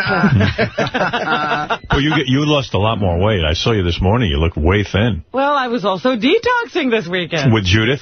Yes. What goes on? Where do you do it? We were at Judith's house this weekend. You stayed over Judith's house? Judith's apartment, yeah. And did she go to the concert with you? Yes. So wait a second. You stayed at Judith's apartment all weekend. You slept over. Mm-hmm. And what did you have to do? Who did it, Dr. Ronnie? No, we did it ourselves. You detoxed together. We got juices from Liquitaria, which is a wonderful, incredible juice place. So they made custom juices for us for the whole weekend and delivered them. And we drank juice every 2 hours. And then we, went to concerts, met some friends. Did you see her naked? No. Why would I see her naked? I don't know. Like when you detox, don't you have to No, you don't run around wrapped? naked. No. So you don't need Dr. Ronnie anymore. Where did you colonic? In her tub?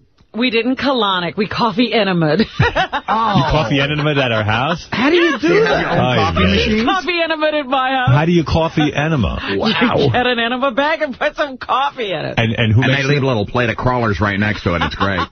So you shit in Judith's toilet with your enema? Oh. No, I kept it in a bag. You didn't get any, coffee? Did you have to clean the toilet and stuff? No. It was all very neat and clean. Oh, that's so gross. Wait a second. So who makes the coffee?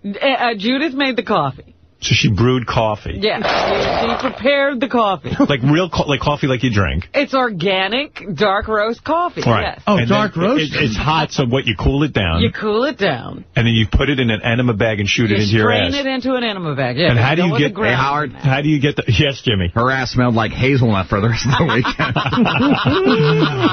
How did you... Oh, that was Kona Supreme to you. How did you get the coffee into your ass? Do you lay down on the floor? Of course. You have to be below the bag. So she has a separate room for you? Whoa. Yeah, we use separate bathrooms. And you went into your room. Yeah. You got nude. No, I don't get nude. Would you pull your pants down? You just have to have a bare bottom. She has enema pants. Is that right, Jimmy? Yeah, it's like a little trap door that goes right over to business. So you took your pants off and you had a shirt on. What was I wearing? I was wearing my nightgown. Your nightgown. Yeah. And you roll up your nightgown? Aren't you afraid your nightgown will fall down into the... No. Like, sometimes when I take a dump, if I wear a long shirt, I have to take my shirt off. Yeah. I'm afraid my asshole will get caught up into my shirt. I mean, if I was enaming at another person's house with coughing and stuff, I would be afraid my nightgown would get full of coffee if I was you. I'm very good at it. When you roll it up, do you tie it up like in like a belly shirt kind of? No, I don't have to do that. You just roll it up. Yeah. And you get on all fours. No, you don't get on all fours. You lay on the ground. On your side, your left side. And you stick a thing in your asshole. No, you leave it out. Yes, of course you do. And how far in do you get this thing into your ass? A good 7-8 inches. Oh, my God. Do you gel on it? Yes, of course. Oh, my God, this is not right. This is not right. Oh, my God, is this wrong? You don't need 7 or 8 inches in your asshole. You could take 7 or 8 inches? It's a tube that's oh, my, how hard is it to get in there? It's not hard at all. Well, I forget. You've had experience back there, but I couldn't care if it was the size of a straw. Let me try it on you. No. Is it thicker than a straw? No, not much. How long does it take you to work it in? Not long. It's very simple. You have KY. Who supplies the KY? Judith? No, it comes with the enema bag. You have an enema bag and a hose. It's filled with coffee. And then you lube it, and you shove it 7 inches into your asshole.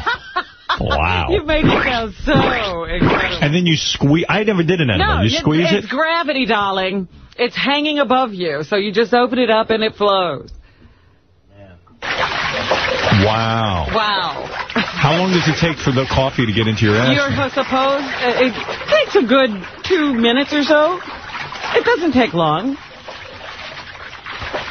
When you're sticking the hose into your asshole, it's already. So how do you stop it from dripping prematurely? It has a clamp. I see. And so how do you get to the clamp? The clamp is right there on the tubing. You unclamp it. And you're able to do that laying down on your side? Yes, it's all right there. And it flows into this coffee. Yes. Is it warm? It is warm, yes. And then you pull the tube out. But not hot. You pull the tube out and try to hold the coffee into... Hold the coffee for 12 to 15 minutes. Wow. And where do you do that, on the floor? Lying on the floor. And the thought behind this is the coffee is going to rejuvenate your asshole? No. It helps to clean your liver. How does it get to your liver? How does it get to your liver? And that part of your colon, there's a direct link between your liver and your colon, and that is stimulated by the coffee, and it helps to release bile and glutathione, and then it all just helps to cleanse the liver. This is rejuvenation. Oh, my God. Glutathione. I don't even know that that's true. I wonder what's absolutely I know you're true. Against doctors these days, but I wonder what doctors think of coffee enemas. Doctors think everything that doesn't cost money and doesn't include drugs is wrong. So while you're doing it, Judith's doing it at the same time? I suppose. I wasn't really paying attention to her. But she's in another room. But is there a special time that you guys decide to take coffee enema? You do it in the morning. Right. In other words, she made the coffee, so you both knew at some point you were going back to... Do you announce to each other, I'm going back to my room now to do my coffee enema? No, she gave me my bag of coffee and I walked away. Your bag of coffee? The enema bag. She filled the enema bag. She filled your enema bag? Yeah. Oh. You don't synchronize. You have you yell through the wall, hey, I'm improving my liver? No. I put on some nice music, lit a candle. Really? Why? Why do you put on music and light a candle? Because you've got to lie there and you're supposed to be calm and relaxed and meditative. I bet you put on... During that 15 minutes. You put on Coffee House? Serious? Is it, I mean, it is possible, I guess, somebody could use too much coffee. No, you're only using a quart. But, I mean, if some idiot didn't understand... Then you shouldn't be doing anything you don't know the instructions of. Is the enema bag full? No, it's up to the 1,000 cc mark. See, what if somebody doesn't understand 1,000 cc and they go to 2,000 cc? Well, that's why you should read instructions. Right. I got coffee shooting out of my eyes. It's possible somebody could die. No, you should not do things you don't understand. Yeah, but imagine if someone, just like some idiot, goes home and makes their coffee, fills up the entire enema bag, and then... Whose fault is that? Could they die? No, they couldn't die. Why should they die? It's only the enema bag only holds maybe 1,500. Oh, okay. Okay. So you'd just be having more coffee than was required. You'd have 500 cc's more. So you're laying on the floor, you have a watch, I guess, and you sit there and you watch 15 minutes. The little CD player had a clock on it. Okay. So you're sitting there staring at the clock. Is it uncomfortable after a while? You're lying there with your eyes closed, minding your own business. But is it uncomfortable? Your thoughts. No. Holding the coffee in is not difficult. Every once in a while it might get a little uncomfortable because it does create peristalsis, but you What's peristalsis? That's when your bowels want to move. And do you sit there and go, you have to make a conscious effort to hold in your coffee? Yeah, you really want to hold it in. You need that time. Your body's telling you, I want to get rid of my coffee. Well, of course. You're right. But you're saying, all right, hold on, body. So just a few more minutes. So you're squeezing your sphincter. No, you're not. Keep it in. It isn't that hard, Howard. It's really more a matter of just thinking your way through it. And this is black coffee. There's no cream, no sugar. I put a little honey. No, I'm only teasing. It's black coffee. It's black coffee, okay. Your body's like, it's time for peristalsis. It's not diluted. It's just pure coffee. It's in water. The coffee... What's wrong? You dilute it with water? The coffee grounds get put into water. Right. That's what you do with coffee. Right, I understood. But do you then take the coffee and dilute it more? No. Uh-huh. And did there come a time? Now we're in court. Wow, you took 7 inches of hose in your ass. Oh, my God. But that's not very big. And then you went to the toilet, and you sit down, and then you release all this coffee. It comes flowing out of you. You get rid of the coffee. And are there other remnants in there? I mean, of course there are. And be honest, do you examine your bowl? You have to look at what you did. You have to look at what you accomplished. And are you excited by what you see? I mean, do you see things that you don't expect to see? No, you don't see the Barbie shoe or any of that stuff. But is there feces and mixed in with the coffee? Oh, there is. Yeah. It makes you shit. It can if you have to. The water comes out. The coffee comes out first. And then sometimes it comes out together. And maybe duty. Did you have duty this time? You're very funny. I had peristalsis. And then I drank it. Did you have a lot of duty? No, I didn't have a lot. No, good for you. I was fasting. Remember, I was just juice fasting over the week. You know what you two are like the ultimate cosmopolitan. Like, people say this is the new Gilded Age in New York. That's what you are. Like, you're at the Met with the Sonata, like, we coffee enema today. Doesn't it sound like... every new trend, like, we coffee enema today at her apartment. Don't you think that this should be a scene in the new Sex and the City movie? Yeah, I mean, that's what this is like. Like that Sarah Jessica Parker goes over to that Samantha's house and she's enemaing. Yeah, that's they're going to put that show back on the air just to do this episode. Wow. You're the direct opposite of Hillbilly. And then we spent one afternoon at a spa while we juice fasted. Wow. Judith have a nice apartment? Wonderful apartment. She's able to afford it even after losing her job? She's okay. What's going on with her? She's retired, semi-retired. Oh, my God. She has a lot of projects that she's working on just because she likes them. Boy, O.J. killed her. But no, she's as happy as she could be. Really? She's so glad to be away from all But she was a real powerful woman. She was publishing. She still is. And she has enough dough to retire. She has a wonderful life, and she's very happy. She's doing a lot of traveling. I think she has money. She has a house in Sicily. She has a house here. Is she fucking anyone? Whenever she wants. Wow, good for her. Man. So you're over there, and you're entering it up and hanging out. Boy, look at you connecting with people. Oh, my. Good for you. Good for you. Proud of you. Thank you. Taking and I'm proud of Simona. She was wonderful. I'm surprised that you didn't end up seeing Judith naked at, like, the spa or something where you changed. No. Why would we be looking at each other? But was she nude in front of you? No, I had my back to her while she was changing. You never saw her body? No. You're lying. I'm not lying. Does she have nice tits? I don't know. Do you? I do, yeah. Yeah, I know you do. How do you know that? I can't think of one friend that I'd let coffee enema over my house. Artie, we should do it. I'm coming to your Let's have a coffee enema weekend. Me and you. I'd rather have the weekend we just had. Pizza, beer, cigarettes. I'd rather clog up my colon. Let me tell you, bro, we'd have some fun enemaing. Who's going to prepare the coffee? I can't believe you did that. Whose job is that? Teddy. At Judith's house. And you felt comfortable and relaxed afterwards. She's done it at my house. Yeah. I mean, it's no big deal.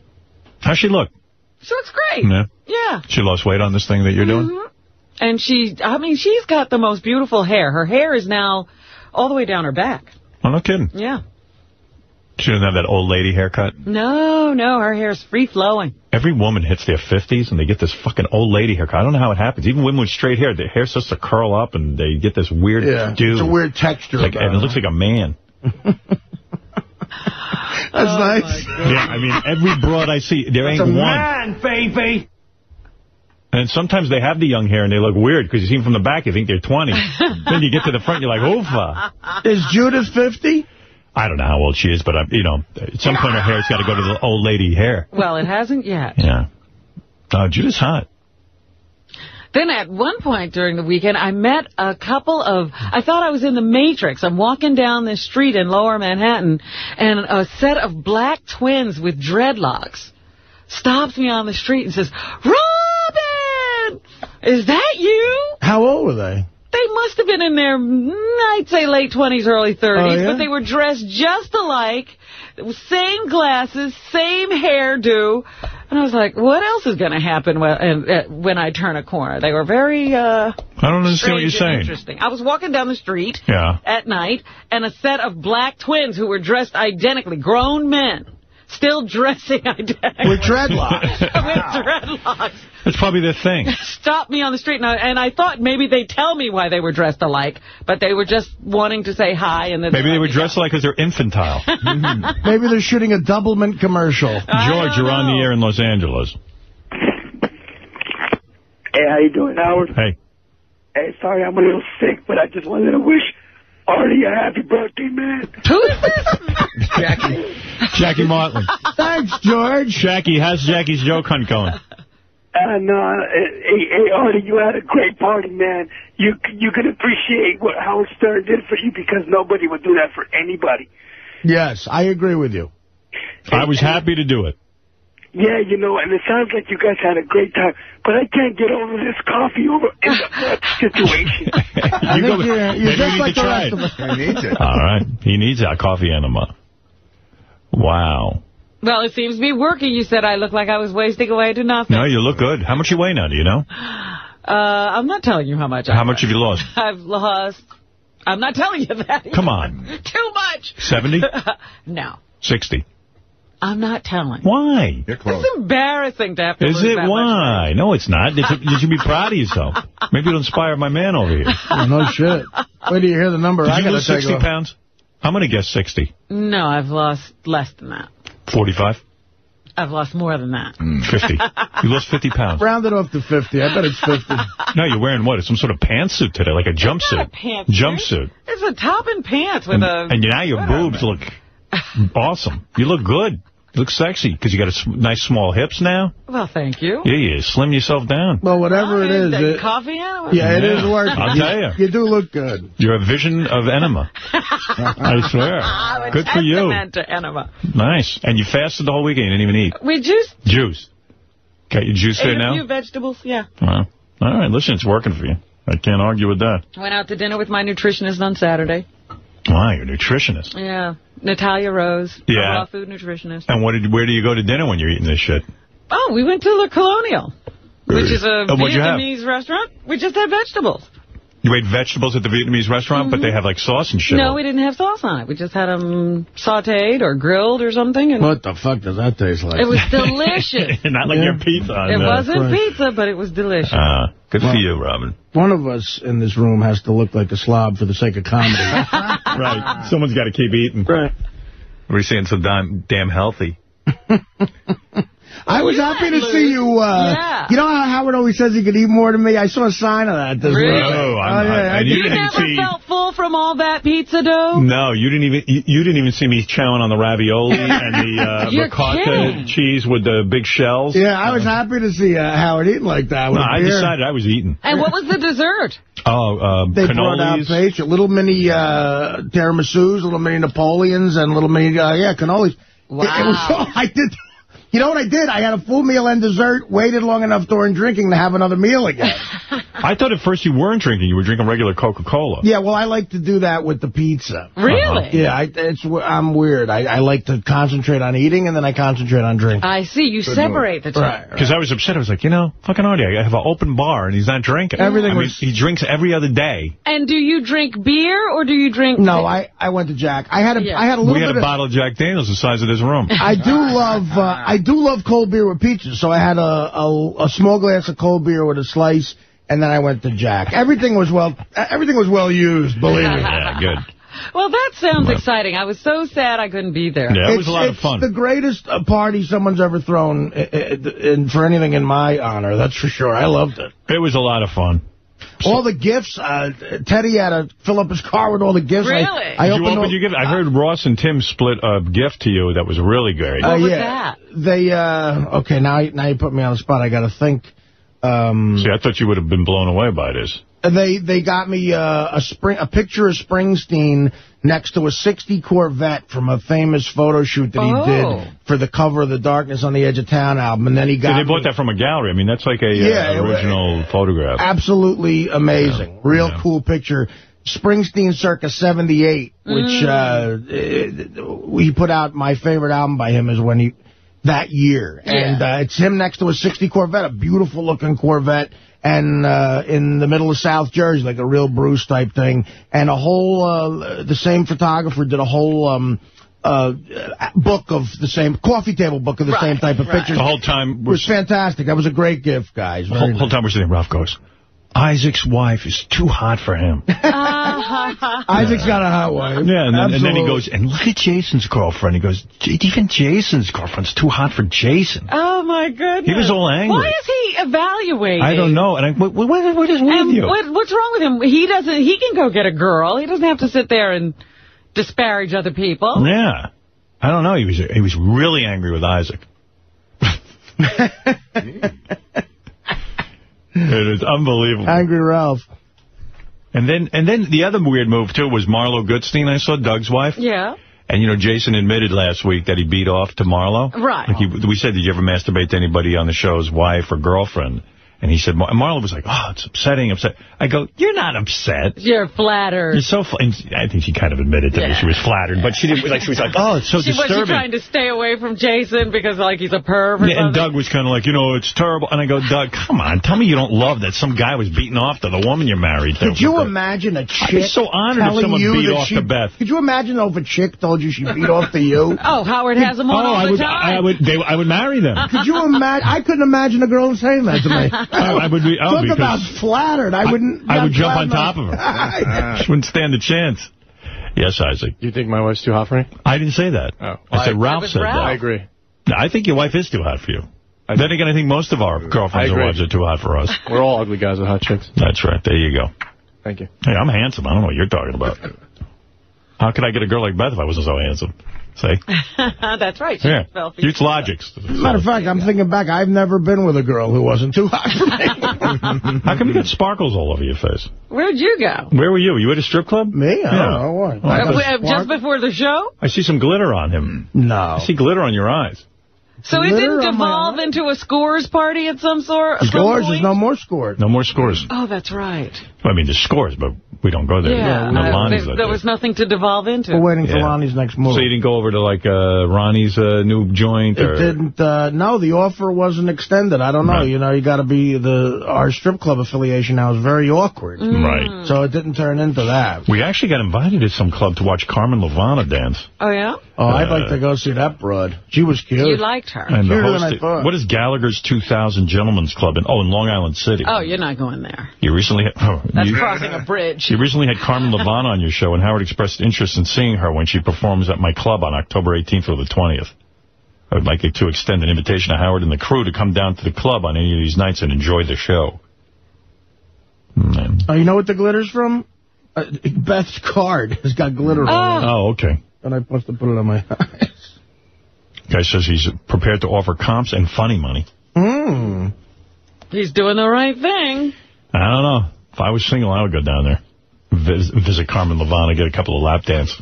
Does it say she's there one night all the time, or is it just one? It's here. Here's the invite. 19th through the 18th through the 20th? I may go, His name is Christopher. Here, give him a call. Carmen Levana. I might go check out Carmen Levana. Artie's going to check out his new wife. She was cuter than I remembered her, that's for sure. Look at this email. Man, I just found out today that my work will no longer allow us to get serious. The whole reason I got it was to listen to the show, and now after a year and a half, I will no longer be able to listen to you guys at work. Oh. I wonder what job allows you to listen to us anyway. Right. I mean, I feel bad for the guy, but why are you able to listen at work? What kind of job is that? I'm going to try and find another job so I can listen once again. Hope to hear you guys soon. That's a dedicated fan. Well, yeah, but he can hear replays any time of the day. Do they forget? I don't know. He wants to hear it when he wants to hear it. You know, not everyone has all day to listen. That's it. You know, work is the best time to listen when you're supposed to be working. You need a good union. When I was a longshoreman, we had the show blaring. Yeah. No one could have said anything to us. But you can't do that anymore outside because of the language.